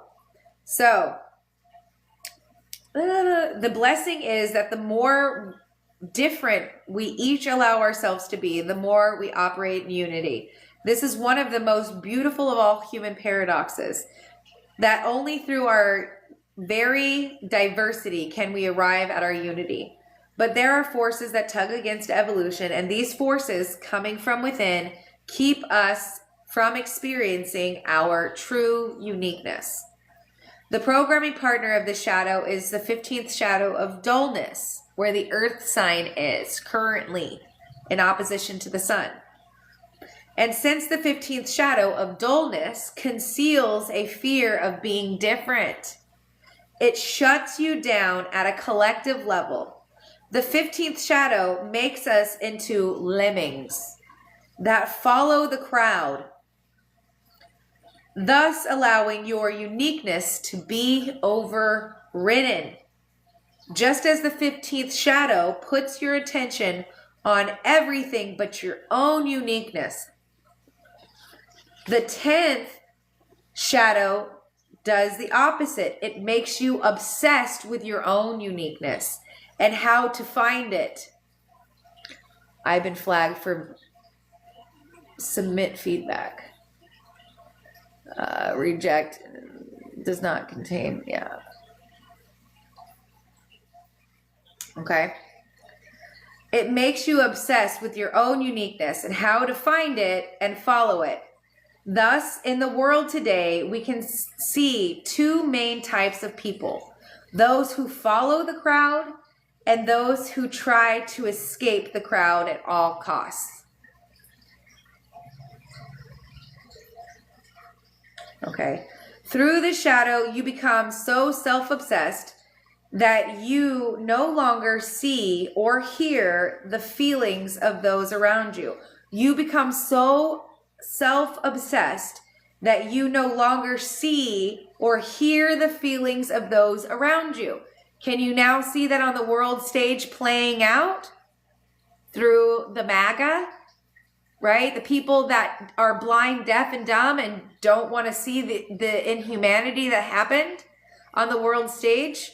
The world is our stage for growth. And yes, at times we will be called to take a stance and make a statement, to do something, and to alchemize and transmute and transcend the energies. But nonetheless, everything that is playing out in the cosmos is playing out on the world stage. In the heavenly realm, it creates a synapsis, and we are the cells, the thoughts, and the emotion, the energy and motion of those thoughts from the shadow, the gift, and the city. The third dimension, fourth dimension, and fifth dimensional frequency expressions.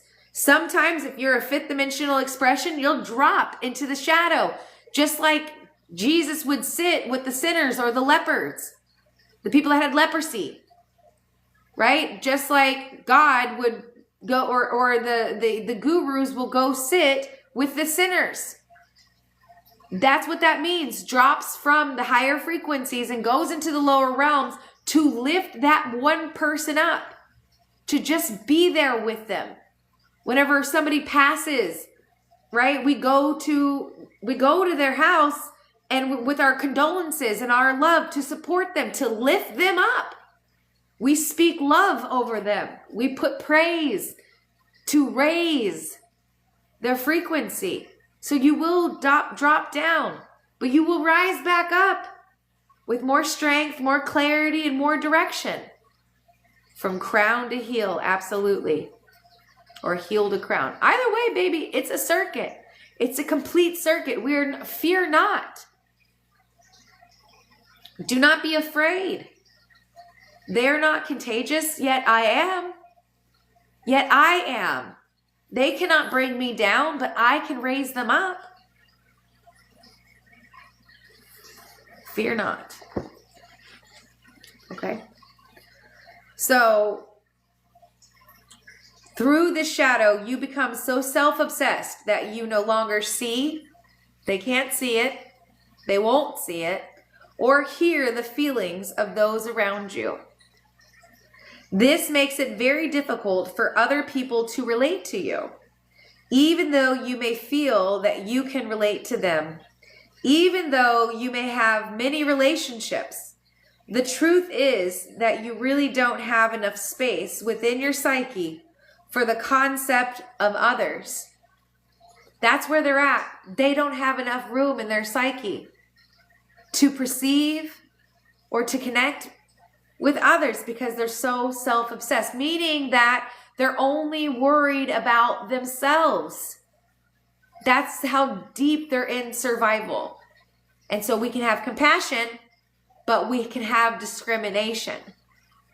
And to know that that's a cutoff. And again, we're in the bifurcation.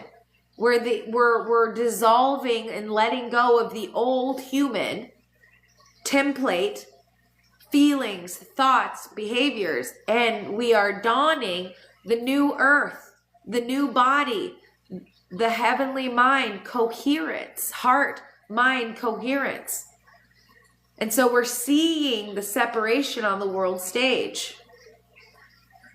Yes, I'm glad that you like this, Mama Rose. This is integration, absolutely. This is integration. Revolution at the same time, absolutely. This is creative genius in flow, what we're doing, all right? This is what I teach every week in my group. Join tier 2. Every week in my group, I do astro key synthesis. Real-time synthesis. It is a paid subscription. It's a membership, right? It's a donation membership on Patreon. We do what we do in these times. All right, continuing forward. So if you want to join, you can. Just be ready to have your boat rocked. Okay. And it's a tight community, but it's growing. We got to grow. There's more people that need to come in to get oriented. I love it. I'm glad that you like this, Jules. Absolutely. I have babies. I'm never allowed on my phone. Put earphones in, baby. I had kids too. I've done this whole journey when my babies were babies. Put the fucking headphones in. Mute your mic. Watch the replays if that's the case. Yeah. I got people that have had their kids running around and they're like, this is mom time. So, I mean, you do you. You do whatever you do. Okay? Do whatever you need to do. If it's not aligned, then it's not aligned. Because if it's, you'll energetically you'll go through a psychosis, a deep, like, and you'll be, well, I mean, anyways, I'm done. Or you'll just feel like your time is gone and you'll exit. So it's not for everybody. It's really not. But if you feel called, then you can. All right. So through the, everything and everyone is viewed through your own subjective projection field. And this loss of objectivity can lead to only one result. It creates havoc in all your relationships. All right. So the self-obsession, 10th shadow, is driven by fear. And it is a very specific unconscious fear. It is the fear of losing your identity. As one of the deepest of all human fears, this fear forces you into a pattern of trying to find out who you are in order that you might find some kind of permanent definition in life. Okay? That is a little statement, like a little sentence to contemplate on, okay? This great fear, the greatest of all fears, is permanency. Tropical astrology wants fixed astrology. It's like, no, bitch. Nothing is permanent. All is impermanent. All is always moving. You in verse. You in rhythm. Things are always moving from one form to another. Exactly. You got to lose your identity. You lose it and you lose it and you let it go and you continue just to show up. That's why that's saying every day that you wake up is anew. Every day you wake up is anew. The past is no longer who you were yesterday, is no longer who you are now. Who you were 2 hours ago is no longer who you are now. And when you can truly thrive in that impermanence, baby, the world is your oyster. But people want permanence. They want fixed. Because it gives them a sense of stability because they don't know how to be in flow. They don't know how to live the art of surrender because of the programming, because of fear. But in truth, we've all been tribal. That's what humanity is, tribal. We traveled, we migrated, we mixed with communities and other races, other tribes. That's communal, that's tribal. We voyaged to other lands, near and far. That's how we became so diverse, was through our impermanence, through the centripetal force, the movement, the up, pedal movement up, put the pedal to the metal, the fetal, centripetal, pedal to the metal, force, the drive, the evolution. And then we have the centrifugal, which is the downward involutionary energy. So the upward spiral meeting the downward spiral. Coming together, pow, creating the plane of inertia, the standing scalar wave through which all is expressed onto, but which is also changing because it's not a cycle, it's a spiral. Yes, things repeat at higher octaves, different, same pattern, different person, different place, and it affected you in a different way. First physical, then emotional, then mental, right? Yeah.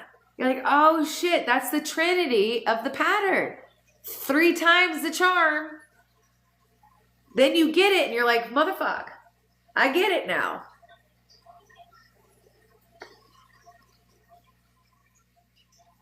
All right, moving forward. So, as one of the deeper of all human fears, right? This permanence, okay? This desire for true identity, that quest of who I am, who am I? Whoever you want to be, baby, you the actor or the actress. What do you want to be today? Right now? Do you want to be a sloth on the couch? Do you want to go and be a jazzercise Zumbini? Okay, like what do you want to be today? It is the ageless journey of self-knowledge, epitomized in the famous axiom, cut into the stone above the door of the Oracle of Delphi. Know thyself. However, at the low frequency of the shadow level, this quest for self-knowledge becomes an obsession that actually keeps you from defining who and what you are. In your thirst to escape your fear, you create a journey that has no end, filled with drama and adventure, perhaps, but ultimately one in which you never have to face yourself. This is the craft of the 10th shadow. It tricks you into chasing the shadow of your own reflection, and your very journey towards your true nature becomes your own net, your own web that you can't fucking escape. In the modern Western world, self-obsession is fucking everywhere. Perhaps people are obsessed with how they feel, how they look, with what they wear, with what they own, where they live, what they drive, who they're boinking, what their bank account is. Yeah. How cool their platforms are. Okay, as long as you are looking at yourself, you cannot see around you. And there is the issue. Until you come to recognize your own self-obsession, you cannot transcend it, which is why it is a necessary evil. So you have to get so engulfed in your own bullshit That you finally say, enough is enough. I'm tired of smelling my own shit. I need something new. This isn't working. And that's when we hit the wall. Or you repeat the cycle so many times until you're like, you're out. Some people never fucking transcend the shadow. And they're locked in self-obsession with their vanity and their ego and the mini mask that they wear. Because it takes true transparency, honesty with yourself, honesty with your reality. What am I doing? Why have I created this? I really need the change. You have to get so utterly exhausted with the reality to which you keep repeating to not repeat it, to change it. That's where, real contemplation comes in. And we can trick ourselves. Again, because you've got monetary gains, you think that you're, evolving spiritually because there's this concept that because you have money that you're like, oh, I must be in alignment. No, money's not a byproduct of your energy or your spirituality. Money is definitely not a byproduct of your spiritual endowment. That's a byproduct of hustle. And of you just wanting to have money and allowing it to come into your reality. If that's something that you desire and focus on, then you shall create that. But we have many sages and gurus that have attained enlightenment that are not wealthy in that way. They are prosperous, but money means no thing to them. They are enraptured in the divine, and they are always taken care of and provided for. That's prosperity. Wealth is an accumulation of money. Prosperity is stability and having what you need when you need it in right amounts that suit your divine purpose. If you need money for your purpose, your true purpose, if it's divinely ordained, then you shall have it, the amount that you need. And you shall not have to seek or work hard for it. It shall come to you. Opportunities, people, and the financial fiduciary backing, if that's necessary. But most of the time it's not. And your purpose, there's very few people that have purpose of having a wealth of information, a wealth of financial money. Because most people don't do well with it. They keep it, they hoard it. That's scarcity, that's fear. And other people that are meant to do something good with it will have it. If they're meant to make retreats, or if they're meant to, mass distribute rife technologies, or, apothecary healings, or, buying land, accumulating land for other people to live on, or for their families to live on. And their children might have the life path where they turn that land, once their parents are gone, they turn that land into something that benefits others. So, yes, the universe does conspire in your favor. Yes. Well, because you want it doesn't mean that that's what your life path is to have. That's thy will. That's your personal will. Which, you'd be like, oh, well, what I want is what I create my reality. Okay. You have free will to override God's will, for sure. For sure. But then you'll never know what God had in store for you.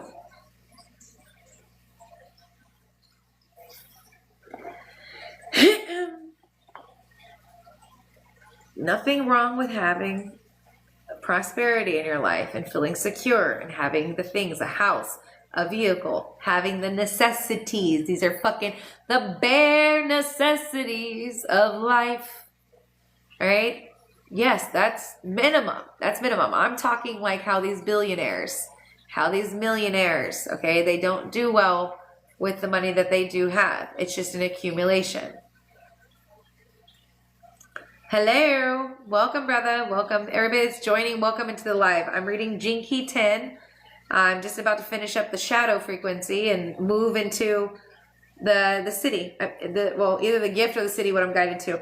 All right. So this 10th shadow of self-obsession.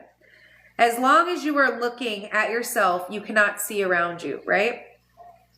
Until you come to recognize your own self-obsession cannot transcend it, which is why it is a necessary evil.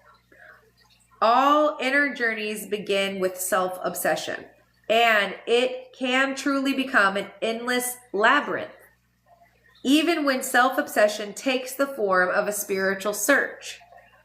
It can become a trap. In fact, in many ways, the spiritual search for truth that is gripping so many individuals in our Western world today is the greatest self-obsession of all. The path itself easily becomes an addiction that keeps you from truly being your motherfucking self. The more you look for your own true identity, the more ephemeral it becomes.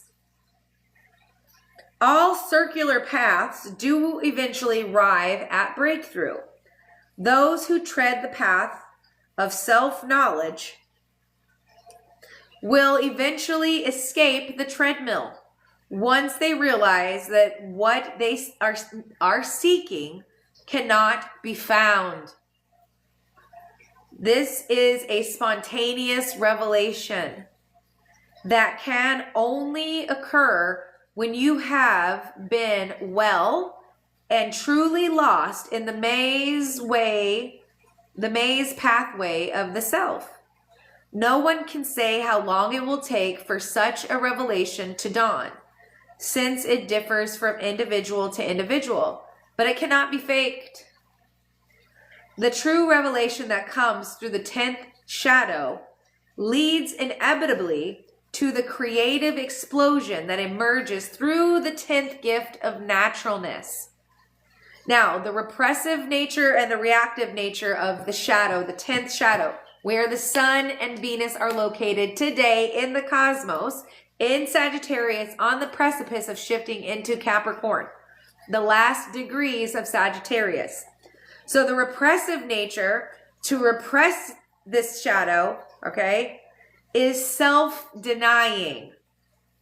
The introverted nature of self-obsession is to deny oneself altogether. This kind of reversal of energy of self-obsession becomes entirely centrifugal, downward, internalizing, and focuses on everything and anything but yourself. This is the martyr that's out there trying to help everybody but not looking at themselves. These are people whose lives are lived for other people and through others. Okay? I don't need to say any much more to that. You can read it. Get the book. I implore you to get this book. Yes, this is the Gene Keys book page. Yes. Girl, when have I not been preaching and teaching the Gene Keys? You've been hanging out with me for the last, I think at least I can remember you showing up since 2020. So at least the last 5 years. Yeah, for real. I think that's when you show. I've been teaching and preaching the Gene Keys for the last 9 years. So I think you came into my reality about 2020. Maybe longer. Yeah. Maybe longer. The reactive nature is narcissistic. Can now we see how this is playing out on the world stage? The shadows? Yes, I love this. And it's giving us all, it's inviting us. This is an invitation to see the micro to the macro, to know that this is the human condition that is being deconstructed through your awareness of it, through your sovereignty, through anchoring in. Mindfulness brings breakthrough and revelation. I love them. and bridge them with the way you do in astrology. It is absolutely life-changing. Yes, it is. Yes, it is. And I love that. The more that share this wisdom, these teachings, the more that we are lightening, right? We're bringing this lightness, these revelations, these truths to the collective. Okay. When the self, this is the reactive nature, which is narcissistic. Thank you for the love and for the gifts. When the self-obsessive force is externalized through the reactive nature, it becomes truly narcissistic in the sense that it excludes all others. Just as the repressive nature denies its own existence, the reactive nature denies the existence of others. Nope, that didn't happen. Nope, she ran him over. Mind you can see that it's different in the video, but I'm going to gaslight you. That's not what happened. It denies the existence of others. Oh, you're just a full left-wing nutty buddy bar. You don't matter. You're a Klondike. You're a lesbian liquor. You're a liquor. You don't matter. Not at all. You're Asian. You're black. You're Hispanic. You're Native American. You don't matter. You're not a Caucasian like me. You're not a reptilianoid like me. Right? You don't matter. Yeah? You're not in my class. Yeah? Okay, that's narcissistic. These are people whose lives are based entirely around themselves. The fear with, this can even go for the spiritual community. Please apply this where you see this.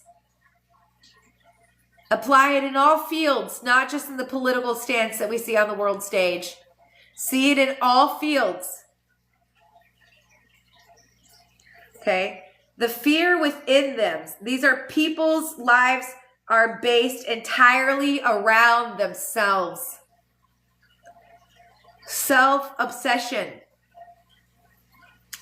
The fear within them lives as anger.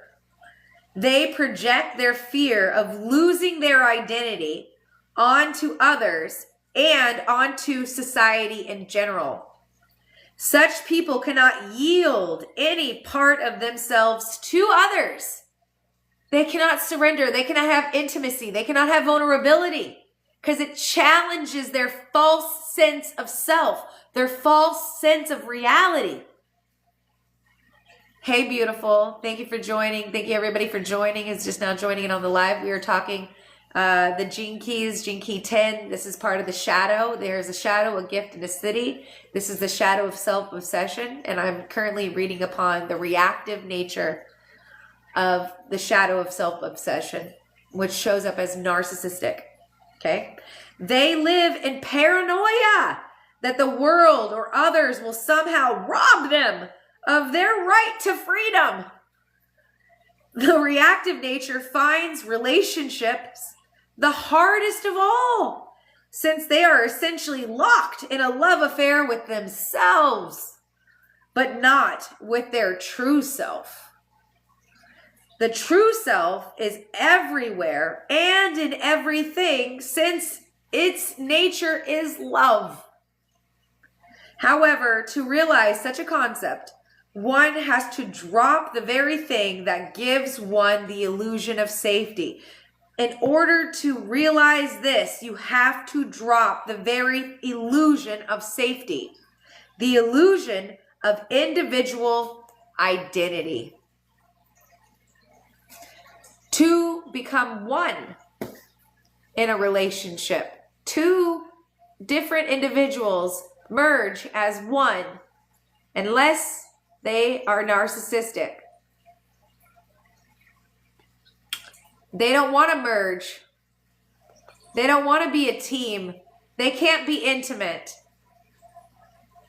Because that would mean that that reflection in that partner, they would have to take accountability.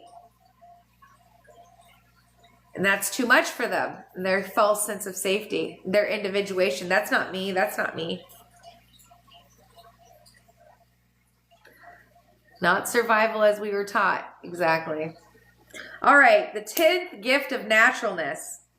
Living your own myth. This is the gift. This is when you're living in the heart. When you're not constrained in that self, me expression. In the shadow, in survival. Right? So the gift of naturalness is the gift that waits within every single human being. It's the gift that awoke within you when you had your soul awakening.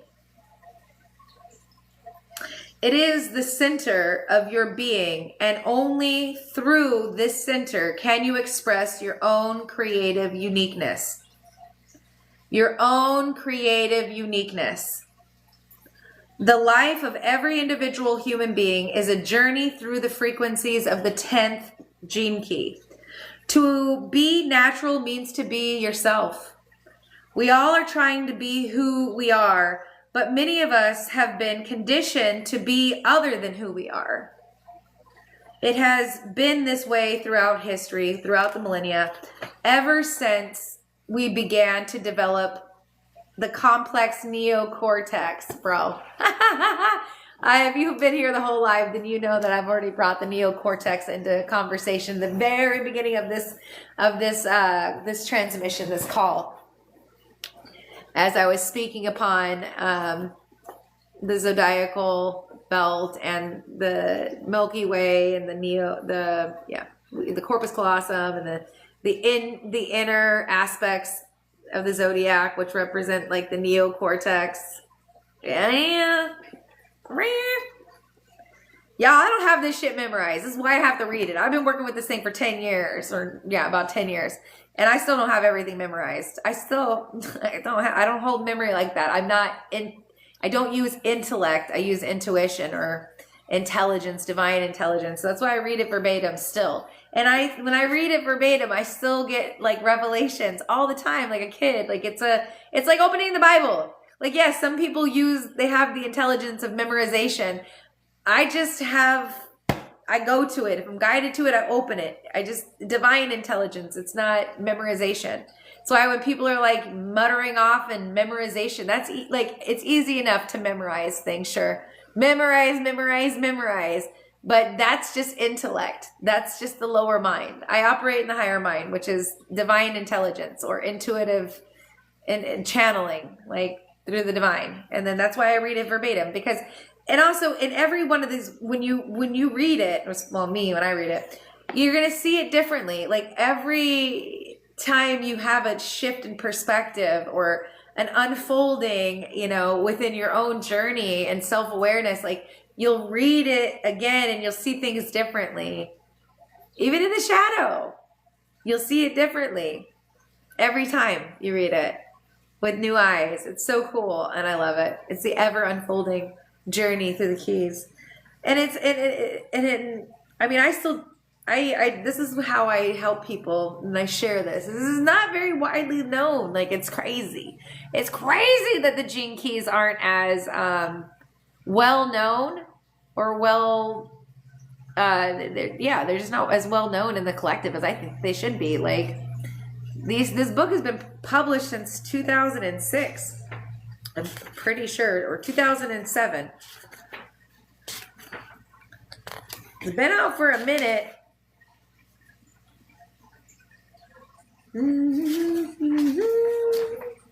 I don't know. I think I lost the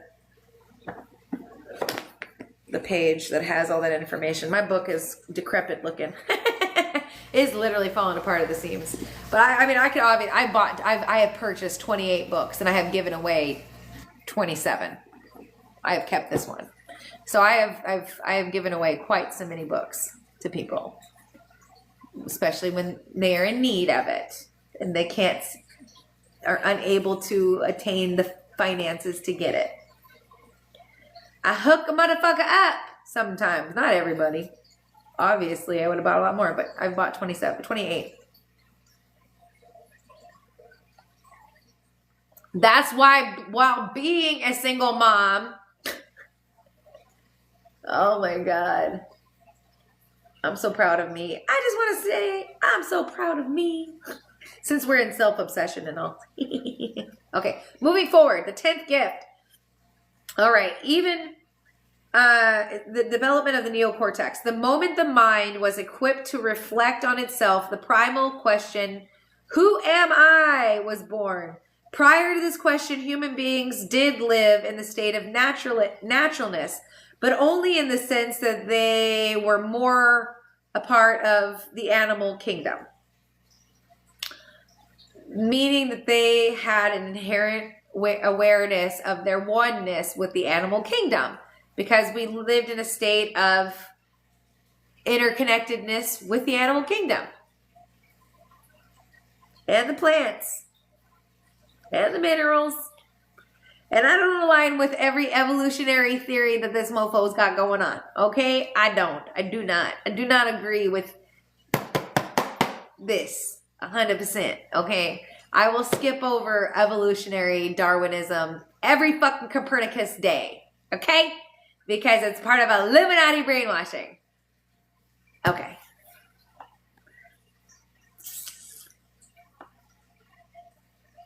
Ba-da-ba-ba-ba. I'm over it. I'm going to skip that piece. All right. So,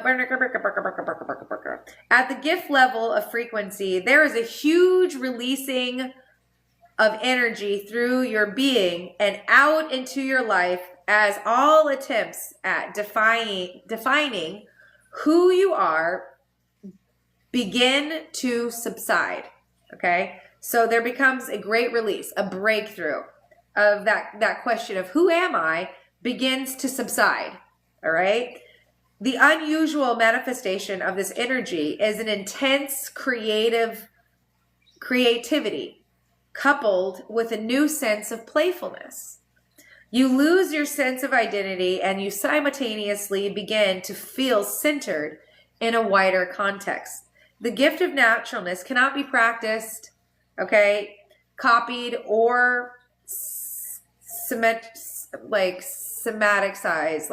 systematically created, okay? It can only emerge through the rising sense of inner freedom and spaciousness that you feel within. This sense of increasing ease and relaxedness in your life tends to follow an age-old archetypal sequence that appears to be universal. As we have seen, this process, which Carl Jung called individuation, begins with the question of who am I? This question, which may also appear in different guises, such as why am I here? Or why am I doing this?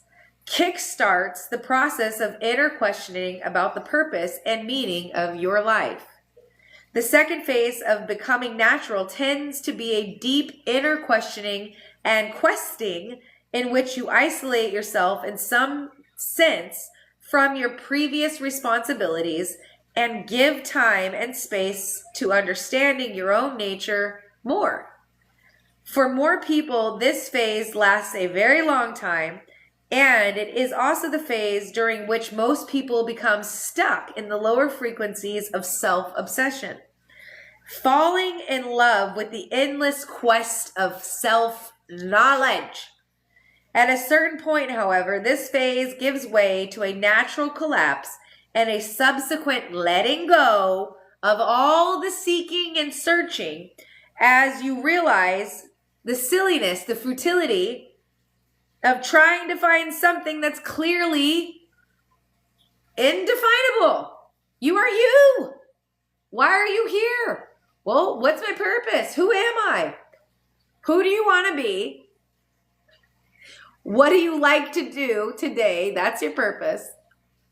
And who are you? The divine. You're God embodied. That's it. What's your purpose? Whatever the fuck inspires you.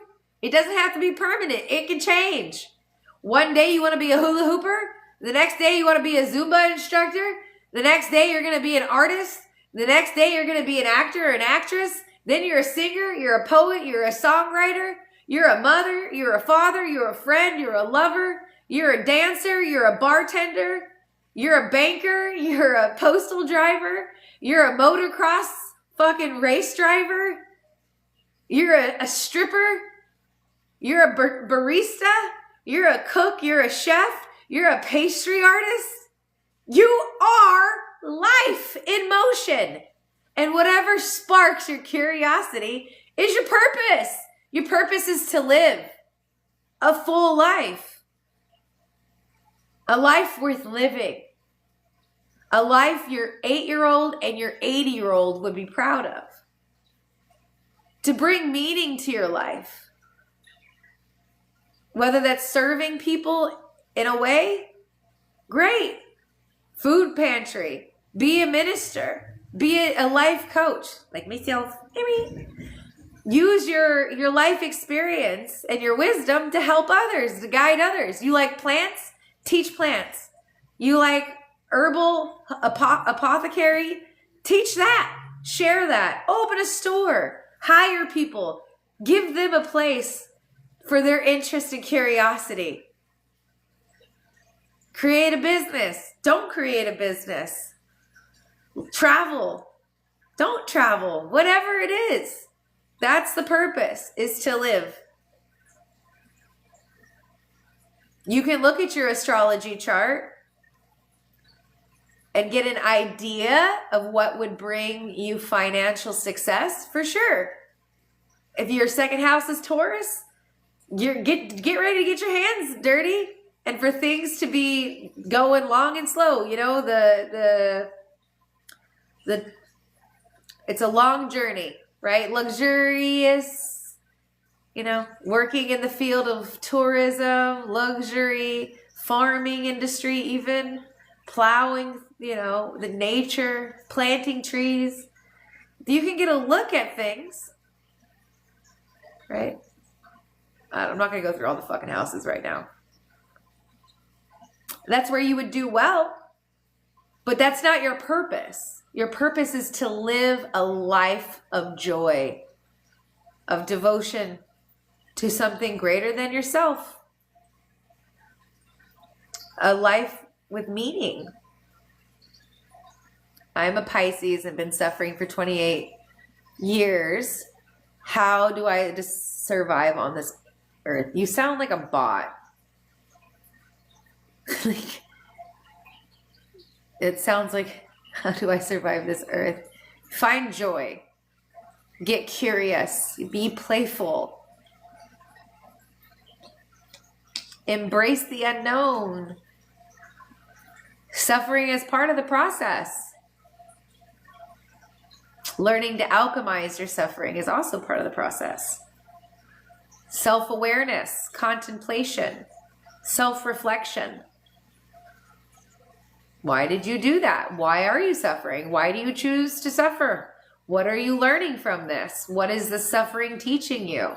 What do you feel that you need to suffer for? Asking yourself these questions. Introspection is key. And you may not be a bot. I'm sorry, I don't mean to offend you by saying that. I'm just saying like that sounds very bottish of a question. Hey, brother. What's up? What's up, ear cup? What's up, buttercup? Oh, my ears. What's up, buttercup? I hear you. Hello, hello. It's quiet right now. That's good. Peace come. What's the bug book? What's a bug book? The Gene Keys? The bug book. I don't know what the bug book is. Vegan Piet. I don't know what the bug book is. A Bug's Life? That's a Disney book. It's also a movie. Oh, the big book. This? The Gene Keys. It's a psychological map through the human frequency spectrum.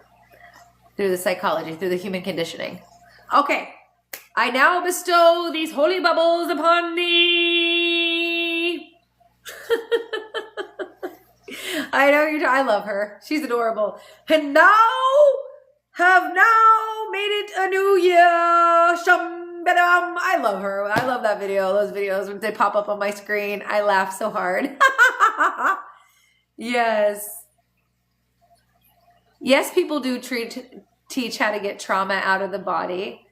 Like you can feel chronic tightness. Stretch, dance, sing, moan, masturbate, play, jump, movement, vibration, dance, rollerblade, skate. Go jump out of a plane with a parachute on. That works. Go experience life. Trauma doesn't just leave the body. You can tap. Okay? You can do tapping.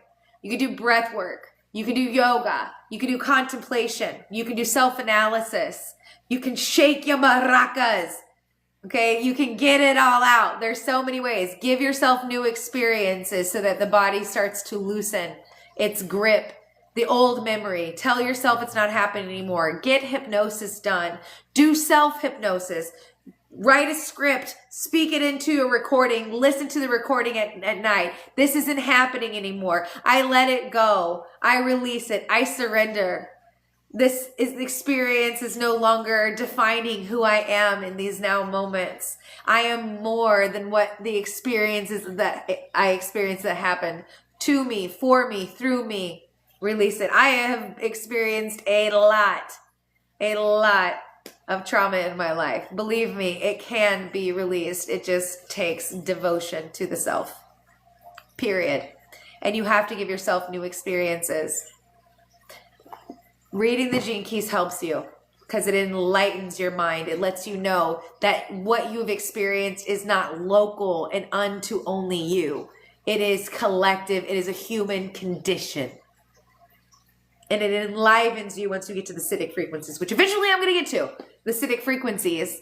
To know the magic, to see the mystical, the magical in the mundaneness, the supernaturalness of the magic of you and me and us and we here, presents as gifts to each other, delighting in the delicious uniqueness of each and every one of us.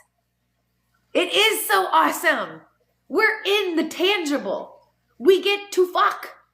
We get to drink delicious kumbachas, fizzy bubblies.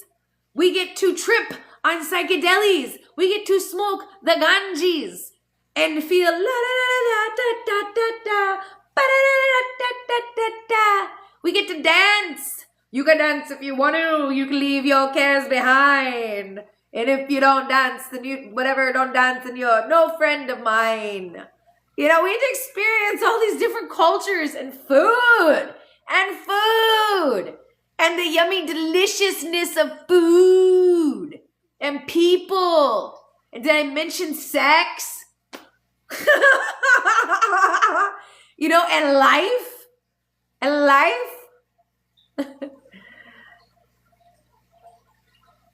Oh, yeah. Yes, I'm palpable. Can you smell my armpits too? Because I'm on fire. And they be damp. And stinky. Because you know why? Because my ass went and ate a seafood broil. Like Cajun style. Like corn, potatoes, and like shrimp and spiciness and garlic and butter yesterday. And I'm like, blum, blum, blum, blum, blum, blum, blum, blum, blum, blum. Because every once in a while, I will go and have delights in, I love seafood. That's my favorite. I don't give a shit what you got to say about the bottom feeders. I will go and eat a lobster tail, crab legs, and shrimp any fucking day. My ancestors, which are from fucking Canada, Nova Scotia, I grew up eating fresh lobster and crab legs, you know, not Alaskan, but I had, you know, East Coast crab legs and shrimp. Since I was little, my mom used to work on the fish market, like right as the fish were flopping off the fucking boat. She's putting it on ice. I would eat the sardines. My mom would still trip out, yeah, because she didn't like them, but I would eat the sardines.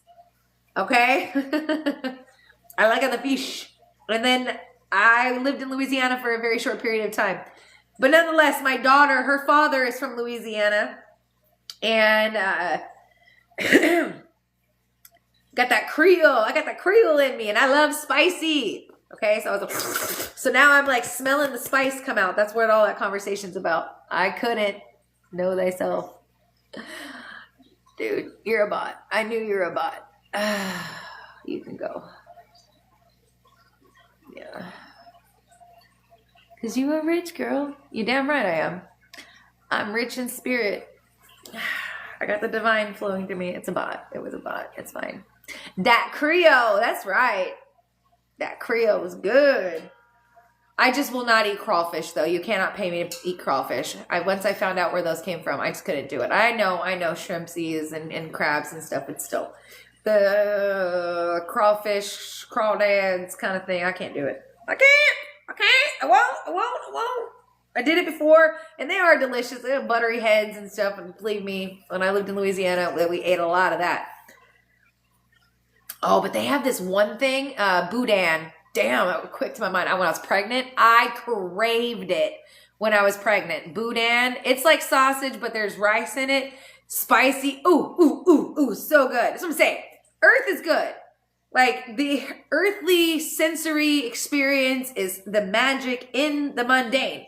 And then we have supernatural abilities due to the frequencies that we're able to channel through our auric imprint and to express and to, it's levitation, it's mental telepathy, it's telekinesis, it's using your chi, your vital energy of your auric field to move things around. It's manifestation of what it is that you desire to experience. Yes, all of this stuff, bringing imagination into into physical, into form, into reality. Back to life, back to reality. Yes. Bonding is amazing. Yes, people. Yes. People. Oh, boudin. Yes, boudin. Boudin is delicious. I think it is. Not everybody though, right? Not everybody, but I like it. I'm a foodie. I love food. I like food.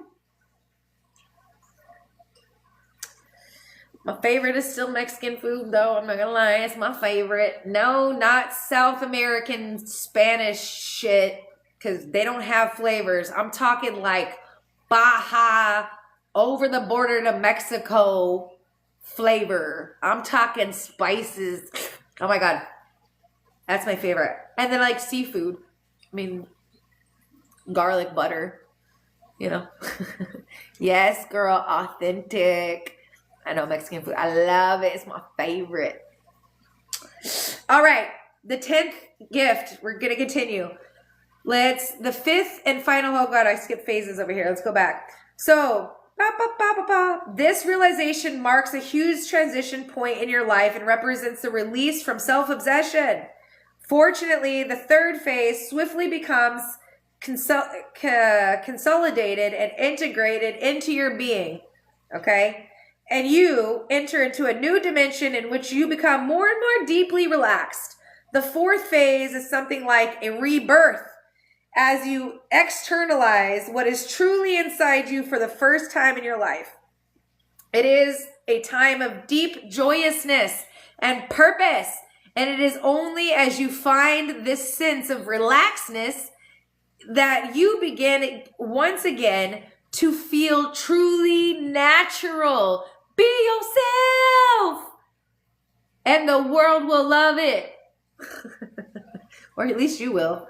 The 5th and final phase of the process of becoming yourself, individuation, manifests as the flowering of your individualized, differentiated, unique self.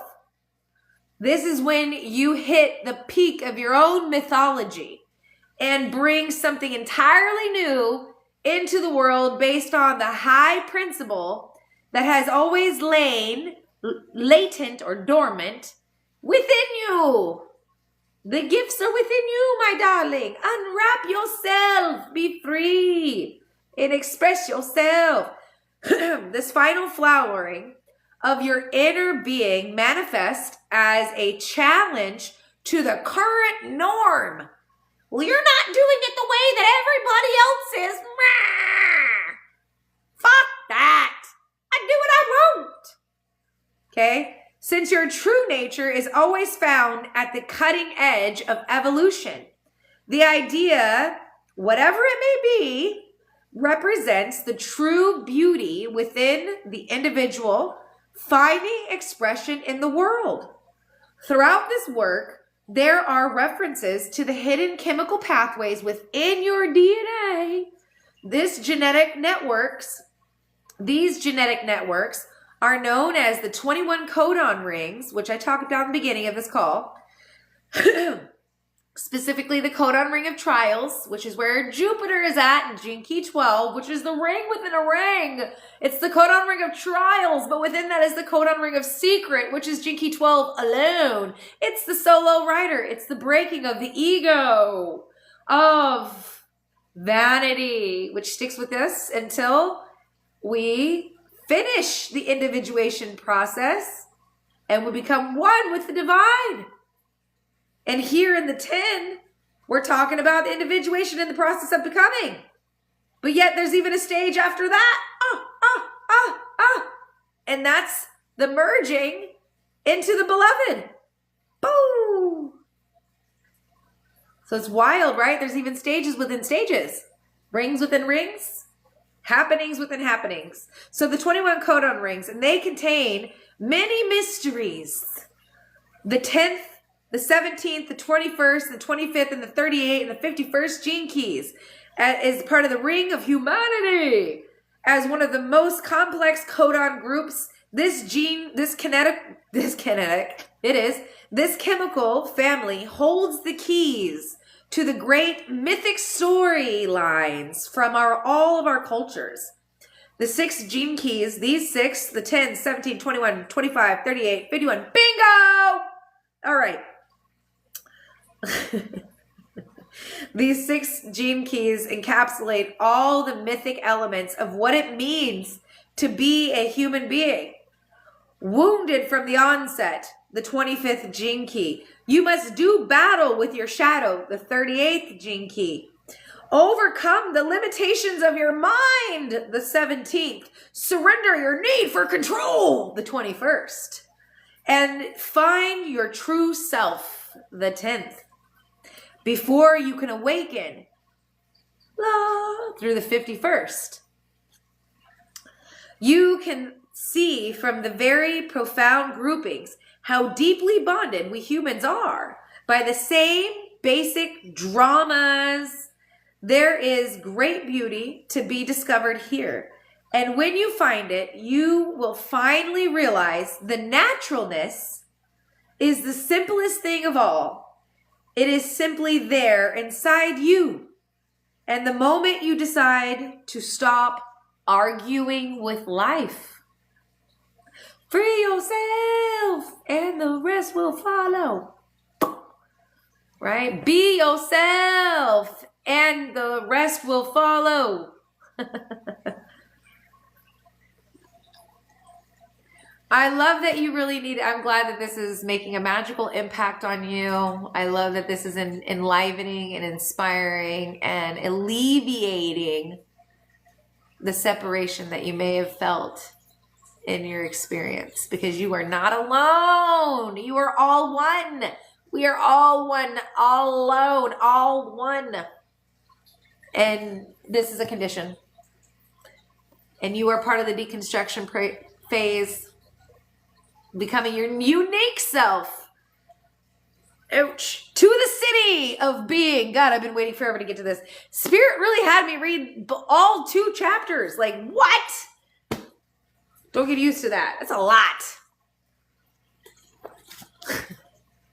But it was necessary in this now moment, in these moments, in these hours.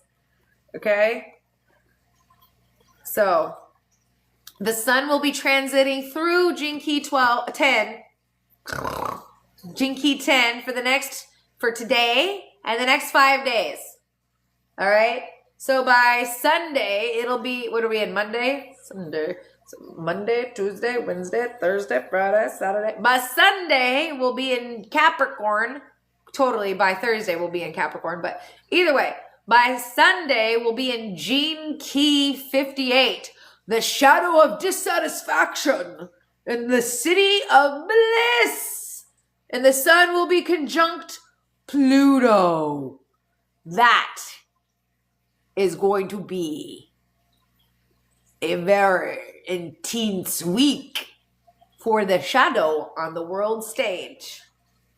Just so you know, Sun conjunct Pluto, they shall be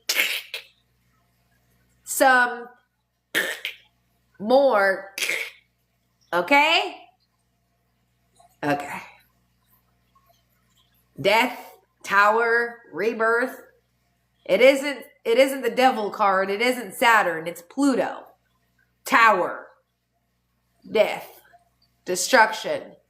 Shit really crumbling. Okay? That will be happening next week. And these wizards and warlocks, they know what they do. They know the transits too. And they use sidereal. Elon Musk, out of his 17 babies, all right, one of them was named Sidereal with an X, but it's sidereal. And the reason, because it's cosmic time, the true time, not man-made time, not matrix-made, not tropical, but sidereal. Okay, and they use true sidereal, just like the billionaires use homeopathic care and not chemo. Not modern medicine. They don't use that Tylenol. No, they go get themselves some aspirin from the aspirin tree. All right? They use homeopathic technology. Okay? And they want you to believe all the stupid rhetoric that they set out for all the bottom feeders so they can be slaved and enslaved into indoctrination systems that no longer align with the current energetics of the collective. There was a time when the sun rose on the vernal equinox in the sign of Aries, and tropical calculations aligned with sidereal planetary placements. That is no longer the case. Okay? We are herbal and aligned to true alignment over here, to soul, to the progression of the equinoxes. All right, 10th city, which is the city of being, and it's dubbed divine laziness. So hold on to your hats, ladies and gentlemen. All right. When the differentiated self has manifested its highest expression in the world through the 10th gift, one final phase lies in store. That's what I said. There is a 6th phase to the process of becoming yourself that brings an end to the whole notion of self-knowledge. In a sense, it is a return to the stage that brings an end to the whole. There is a return to the stage before you ask the fated question, who am I? Wait, I'm back full circle? What do you mean?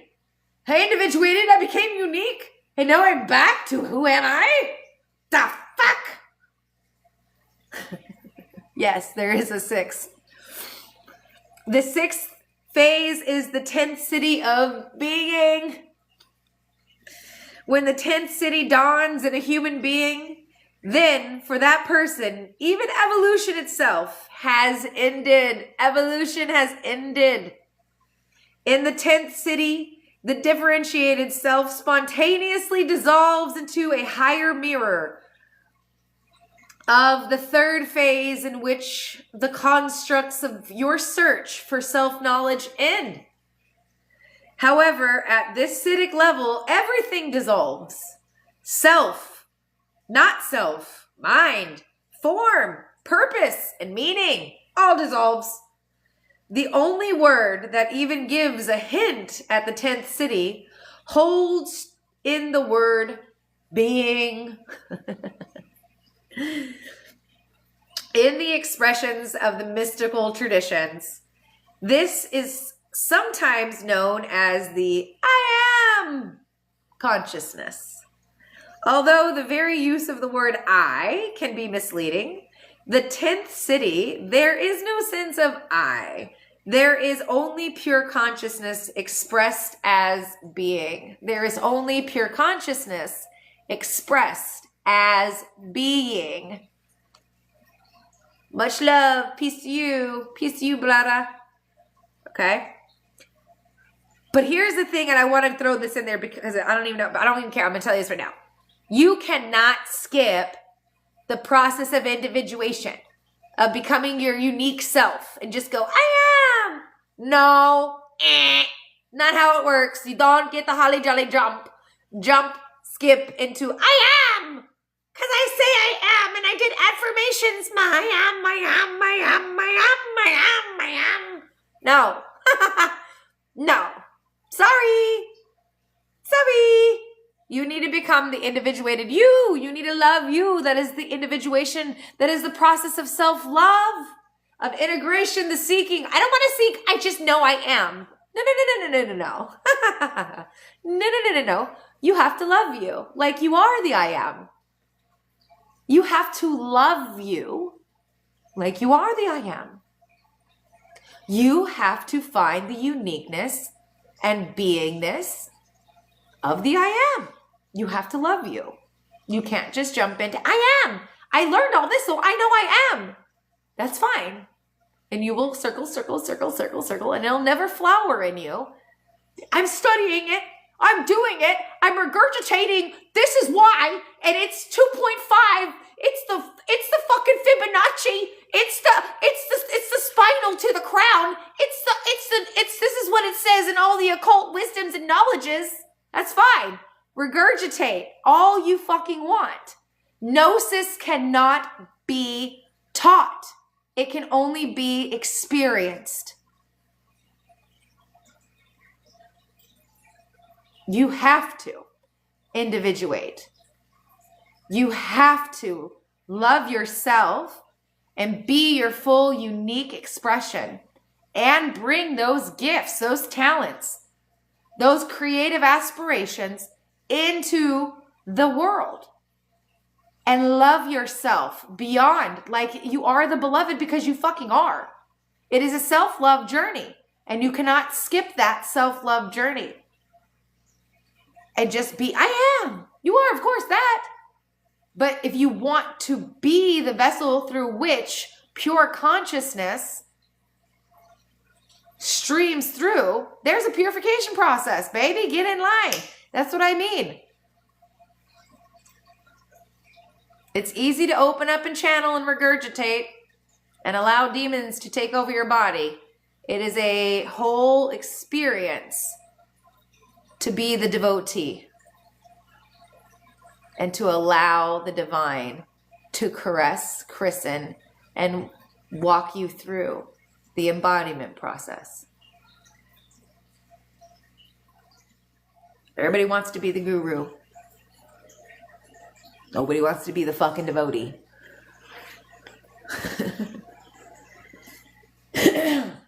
Okay, not nobody. Some people do. I love being the student.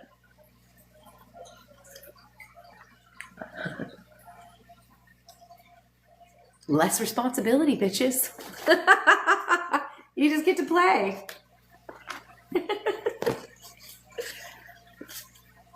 Because with great wisdom comes great responsibility. Okay. So, the 10th city is destined to be deeply misunderstood by all those who do not live in its embrace.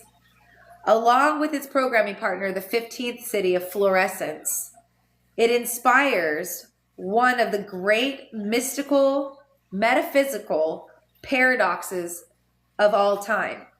This paradox is well expressed through a phenomenon, particularly in Buddhism, that of the arhats. and the bodhisattvas. The arhats are the ones that stay on the mountain. The bodhisattvas are the ones that go back into their community and share. Those are the gurus. The bodhisattva, the arhats are the monks that stay on the mountain. And people have to come to them. And they're like, get out of my mountain! You don't belong here! Shave your head! Sit down! Shut up! Leave me the fuck alone! Arhats. And bodhisattvas are come, be, listen. They share the wisdoms. So, again, these are masculine expressions. Okay. Which again, enlightenment is, it's for men and women, but this deconstruction process is really deconstructing the mind that we're all taking part in. So, which has been very masculine oriented because it's logic, right? We're using logic to embrace creativity. The paradox continues. Anyway, so the two externalized manifestations of the highest state of enlightenment or self-realization, because that's what enlightenment is. It's self-realization, self-actualization, okay? Without getting weighed down by the hefty Buddhist dogma, these two expressions of human perfection can be understood as representing being and becoming, respectfully. The Arhat is of the 10th city, representing pure being, a state in which evolution no longer exists or matters. For the Arhat, once he or she is enlightened, the whole universe is also enlightened. So there is nothing more to be done. There's nothing to teach. There's nothing to say. Everybody's enlightened. I see it now. I have nothing to do. There's nothing to teach. They're all enlightened, pretending that they're not. That's the Arhat. For the Bodhisattva, who is of the 15th city, its programming partner, fluorescence, there is no end to life, which is a continual, evolving state of flowering. Because here's this, 3D, 4D, 5D, 6D, 7, 8, 9, 10, 11, 12, 13, 14, 15. It keeps evolving. Human to angelic to celestial, our human evolution continues. From the Bodhisattva's perspective, from the Arhat, it is all done. No need. Fuck them. Let them play that they're not. They're in their game of imagination. I'm not intervening. I have found my being, and I know, and I am seeing. Because the divine is in everybody. That's the 10th city of being, is knowing that there is divinity in all, and that God is everybody. God is everything and everybody. Even the evil is God. But yes, playing its nemesis in its own imagination, so there's nothing to be done. Just leave it alone. It's God playing imagination, like whenever you had your G.I. Joe and your Barbie, and Barbie was smacking G.I. Joe. How dare you, you prick! You touched my pink car with your giant tank, right? But it's just you playing Barbies. That's God playing through us. Oh, your free will. You don't have any. But you do have the free will to awaken. That you don't have free will. That God is just playing through you. That's the 10. Now the 15, it's evolution. Humans done. Okay, we're done playing Barbies and G.I. Joe. Now we're going to go outside and go swim. Or we're going to go bike. Or we're going to go kayak. Or we're going to go to the basketball courts. Okay? You're going to go to the next level. You're not playing in imagination land anymore. Now you're going to go to the next level. What do you think of the concepts of the monad or the demiurge? It all stems from the one.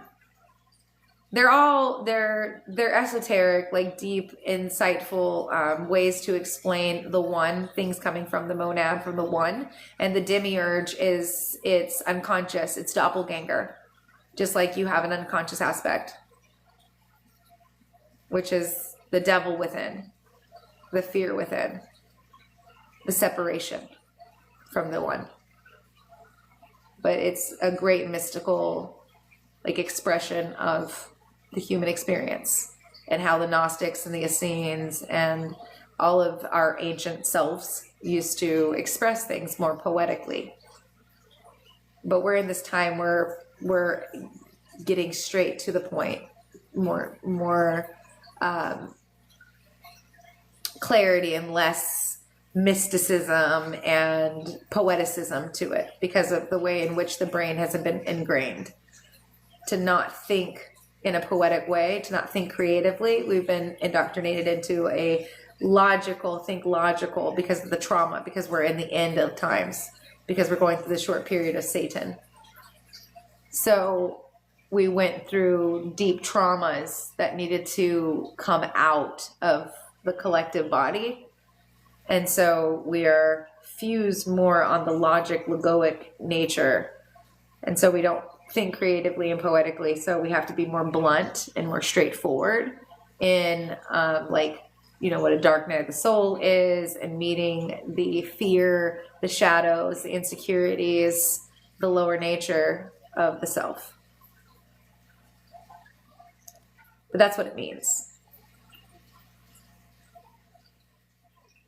The monad, the one. Ew. All right. Continuing on. The city of being. So the our heart is of the 10th city, representing pure being, a state in which evolution no longer exists or matters. For the our heart, once he or she has attained enlightenment, the whole universe is also enlightened. And for that of the 15th city, there is no end to life, which is a continual evolving state of flowering back into the monad. Thus, the Bodhisattva takes a vow to deliberately hold back their enlightenment in favor of helping evolution complete itself in the form of guiding others towards the state of liberation and self-realization.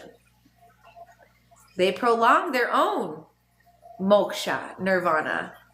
You're welcome. Thank you. I'm grateful that you understand. All right. These two expressions of human perfection. These are two expressions of human perfection. Both are perfect. The Arhat and the Bodhisattva have caused a great deal of confusion in mystical circles. The way of being is represented strongly by the traditional Avidita Vedanta, one of India's oldest spiritual streams. Through the 10th city, the great lightness is born, and great humor concerning life itself. To experience life through the 10th city is to see everything that normal humans think of as important reduced down to a game or an illusion. A lot of us can be considered the Arhat. Okay? To the Arhat, life is meaningless. Time is an illusion, and therefore evolution itself is a game. Because this viewpoint is generally viewed by the unenlightened as selfish and threatening to their ongoing identification with evolution, the Arhat has been mostly eschewed in favor of the Bodhisattva. Thus flow the politics of enlightenment, he says. To those outside these states, they appear utterly contrary to one another. But to the one being manifesting them, both poles are experienced together. The only differentiation between them is the language that the person uses to describe his or her experiences or revelations. The Arhat has nothing left to do in the world, whereas the Bodhisattva has a deeply focused mission to help others. The 10th city is a truly beautiful expression of consciousness coming through the human form. These are people whose awakening encompasses all existence. The intense focus on oneself that comes through the 10th jinki finally breaks its identification with form and experiences everything as self. With love as the fluid in which the multifibrous aspects of the self are floating. You can see how easily misconstrued the message of the 10th city can become, especially in today's world, in which we humans are being called to participate more and more in our own evolution. The 10th city is a reminder that it is all but a game, the Leela, or a play, in which even our loftiest ambitions are ultimately meaningless. Obviously, if everyone held this view, evolution itself would stop in its tracks, since this view represents the ending of evolution. The 10th city sees the beauty of the game of evolution, but has no alternative but to undermine it. Being undermines everything. It does not allow identification with anything outside the wonder of the present moment. To the person whom has entered the mystery of the 10th city, the two poles of being and becoming are one. Your journey is that individuation is the journey of becoming the I am, but you can't skip it. It's called integration. They are one.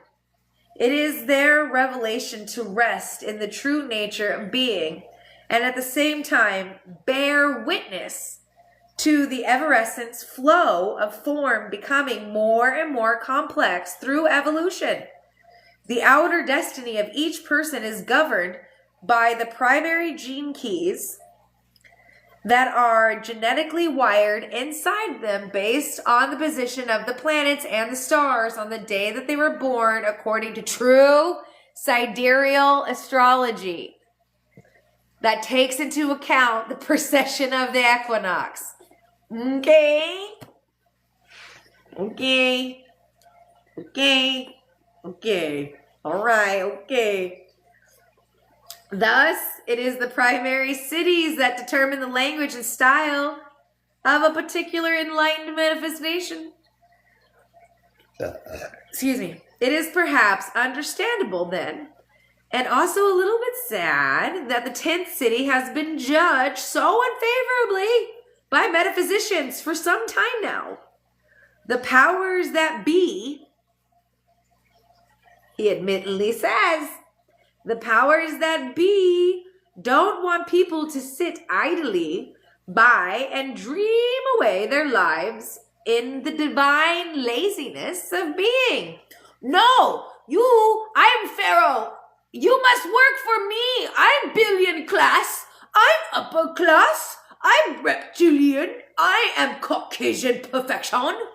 You do what I say. You be my bitch, bitch. You slave my fields, bitch. You package my Amazon, bitch. You deliver my Amazon, bitch.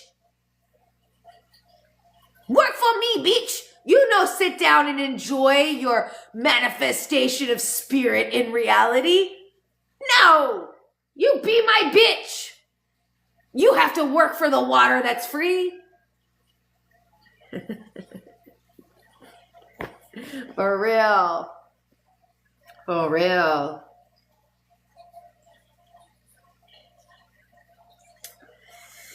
It is perhaps understandable then, right?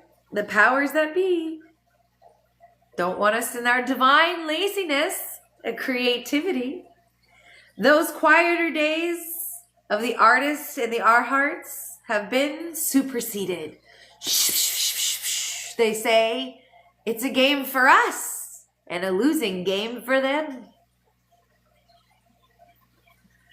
Because how many could really dare to defy our systems? They need them.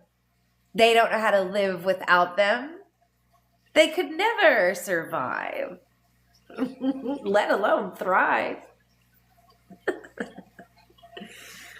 Because how many people really do choose to lose everything, to live and be everything?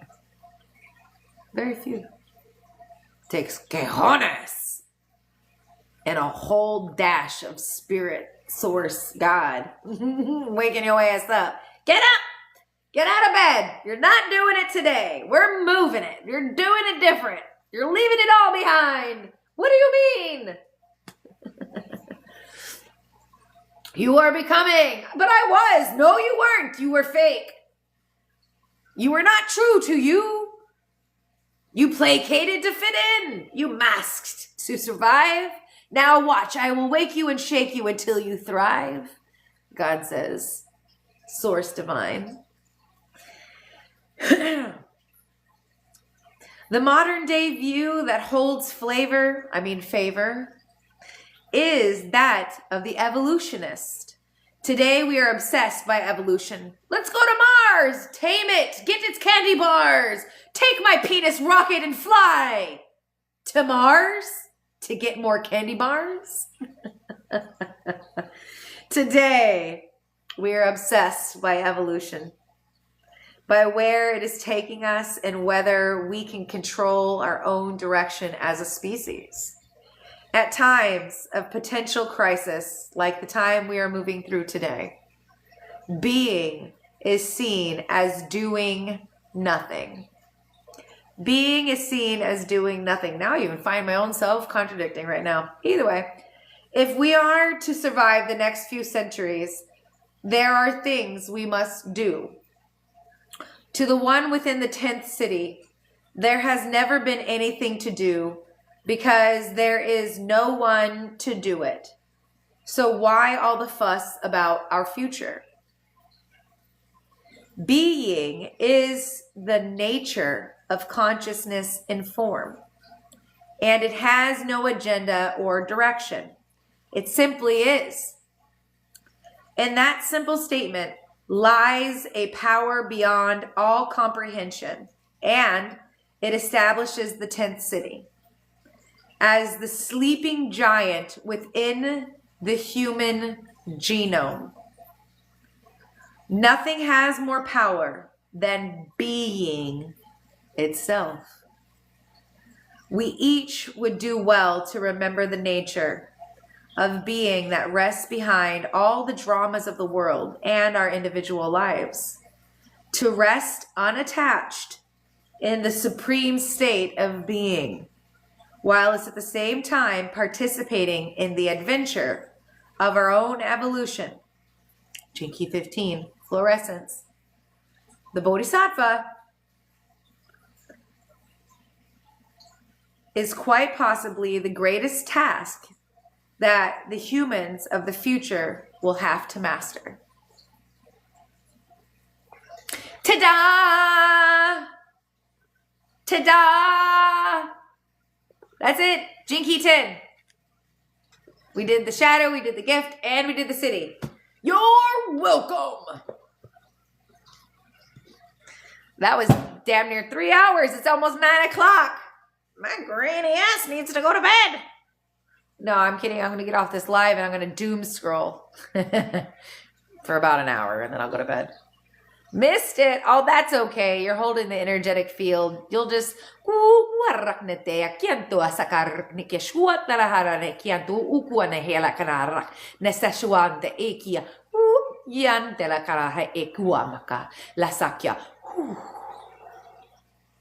there. You shall receive in the energetic field. Love you. We don't need words, but yet we use them.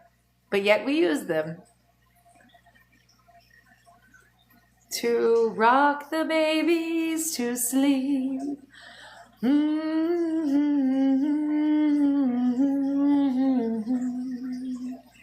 That's what I think of light language. I think of it as the songs of the divine without the fucking words that make it rhyme.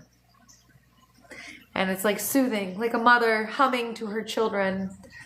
Unless you're like me and you're like channeling your ancestors and you're like, Shandane, stand up and fight with your ancestors. We died for this, for you to be alive. Rise, motherfucker, rise.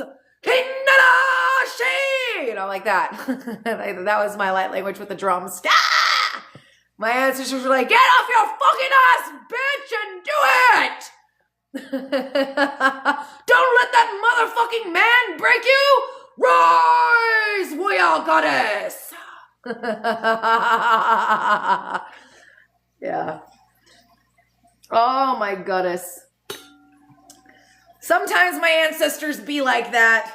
They come in like a wrecking ball.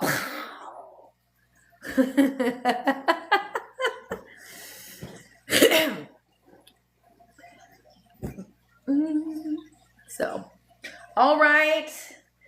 Hither around my sister, brother, kin. In the state of being, you are more than enough. You're exactly where you're meant to be and who you're meant to be. Now I'm copying somebody else's style. Do you see how unauthentic that feels? But you are exactly who you're meant to be. In all your colors, it's the journey. It's not the destination that matters. That will come the more you embrace your authenticity, your true self, whatever flavor it is, that moment, that hour, that day. And you flow with it anyway, and you don't have shame and guilt around it. Like, yeah, somebody honked at me and I flipped him the bird and said, go fuck your mother. And then 2 minutes later, I'm singing, Yo Garavamahane. I am the divine goddess in me. I don't hold shame for all of my shifting of energy, because life is lived in the moment, and that moment is gone, and I'm in a new one now, in a new rhythm, and in a new song, just like your fucking playlist. Yeah.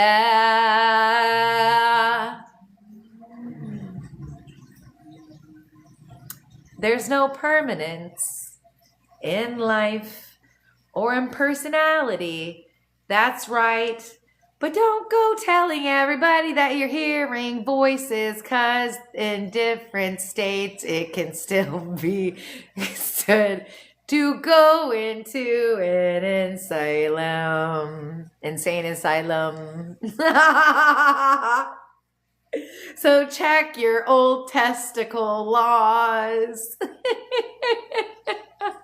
And just say, I was divinely inspired by spirit to say. Instead, I heard the voice. It's all my voice. It's all the one in many facets. Watch your ass play the game. It's checkers nonetheless. You can jump. It's strategic. It's checkers. It's chess. Depends on who you're playing with. But make sure you cover your assets, because you're still in the game. Enlightenment does not mean that you are above and beyond, or that you somehow exit this fucking experience. It's not. Enlightenment is an enlightened of the mind and spirit. The transcendence, body of glory. Now that's another story. And that comes after being already, after enlightenment, after being. That comes with having held the acidic frequencies, the fifth dimensional frequencies, for a prolonged time, that the genetics shift. to the fifth dimensional expression, and the plasma body fully expresses itself. You go supernova, which is what we're collectively doing. But it is a process.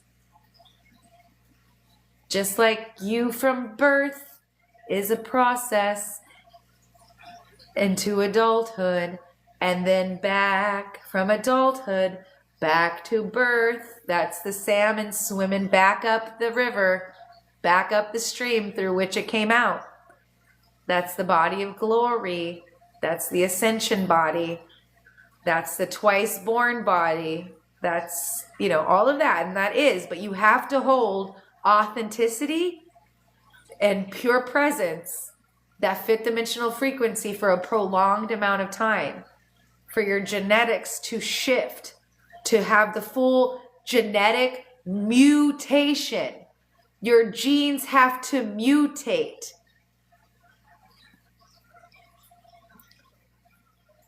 For that to happen.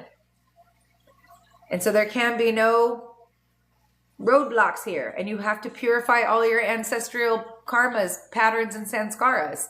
That's the journey of the self-love into authenticity and individuation. And there's no telling, there will be signs. If you're tuned in, tapped in, and there will be signs when the body of glory comes. But you won't leave hair and nails behind. That's self-internal combustion, dumbass. That's not transcendence. And body of glory, you'll still have your hair. It's silica. It's fucking silica. You'll still have your hair. You don't go bald, bitch, because you go fucking light body. Your nails and your hair will still be. They're silica.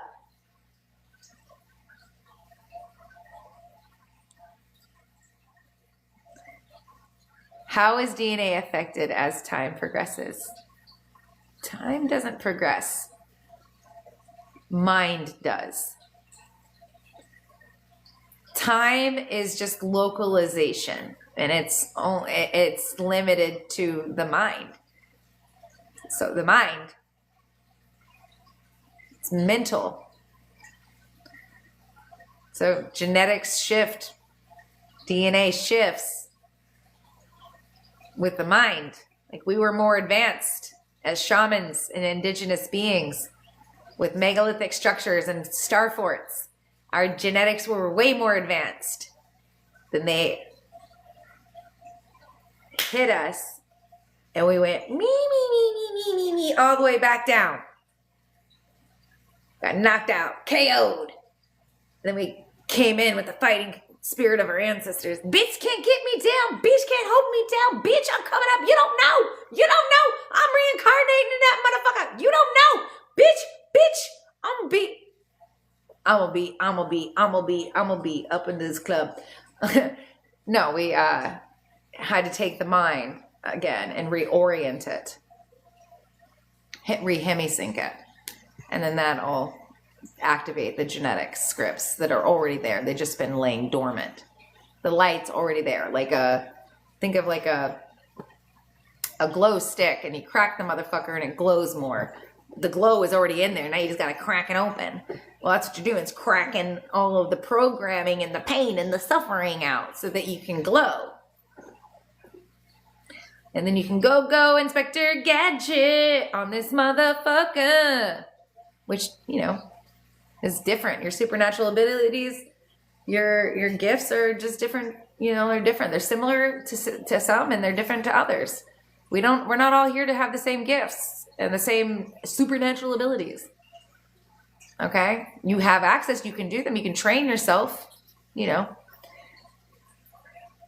just to gain others, to access others, to awaken others. But ultimately, we are the seventh root race, and we are here to become the causal man, the spiritual atom, the plasma being, the star-born, the human to angelic human. Yes, and to begin our evolution into the celestial heavenly realms. From inside Earth to out. From inner Earth to outer space. into the etheric planes of the one, the spirit bodies, and the interdimensional planes within there. Wham, bam, boom, tutti fruity. Got a girl named Judy.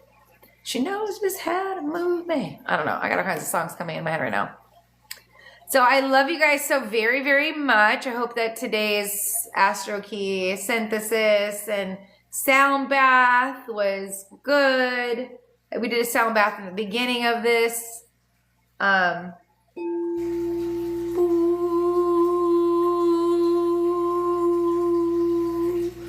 You watched the live for 200 minutes? Dang, I've been going at it for a minute. My God, loved this so much. So glad that this resonated for you. This is an activation in and of itself. You can find me here occasionally whenever Spirit guides me to go live on these platforms. Otherwise, I just be. I am my divine laziness for real. For real. And I love it. I do what I want. Because I'm a rich bitch. Okay? Because I'm prosperous. Because I've done the fucking work. Because I worked with the Gene Keys for 10 fucking years and I've been teaching it. And talking it and living it. And being in it. For 10 years. So that was my journey. That and esoterics. And let's see what the Upanishads,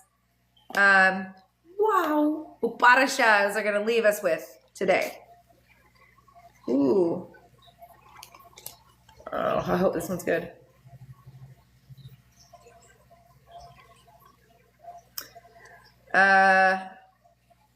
What book is this from? Oh, these are no different than Swami Paramananda. From the original Sanskrit text. What book is this one though? Hold on. Sorry. The Katha Upanishad. Okay. First part, Katha Upanishad, peace chant. May he, the supreme being, protect us all, or both, teacher and taught. May he be pleased with us. May we acquire strength. May our study bring us illumination. May there be no enmity among us. Om peace. Om peace. Peace. What one did I specifically turn to? This one. Why do I always turn to the fucking longest one? The foolish man in whose house a Brahmin guest remains without food.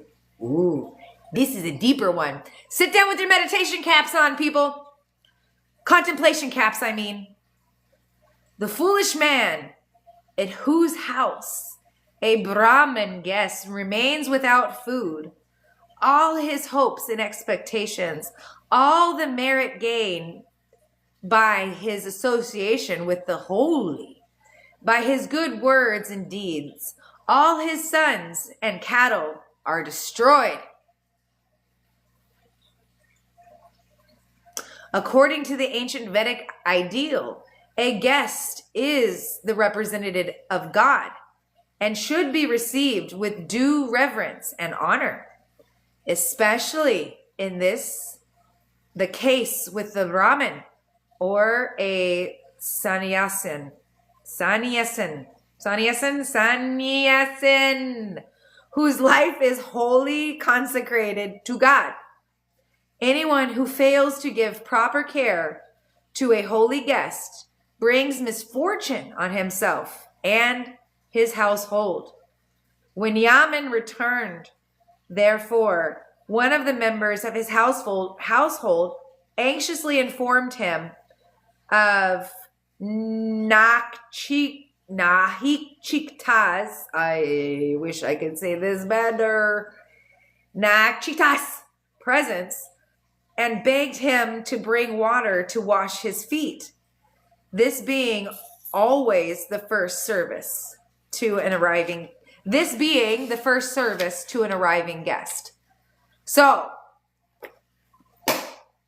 reciprocity is key, y'all.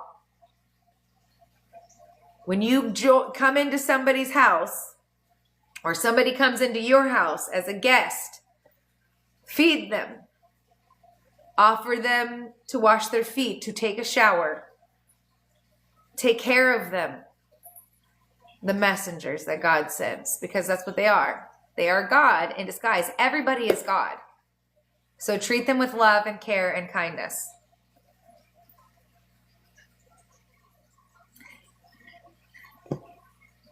All right.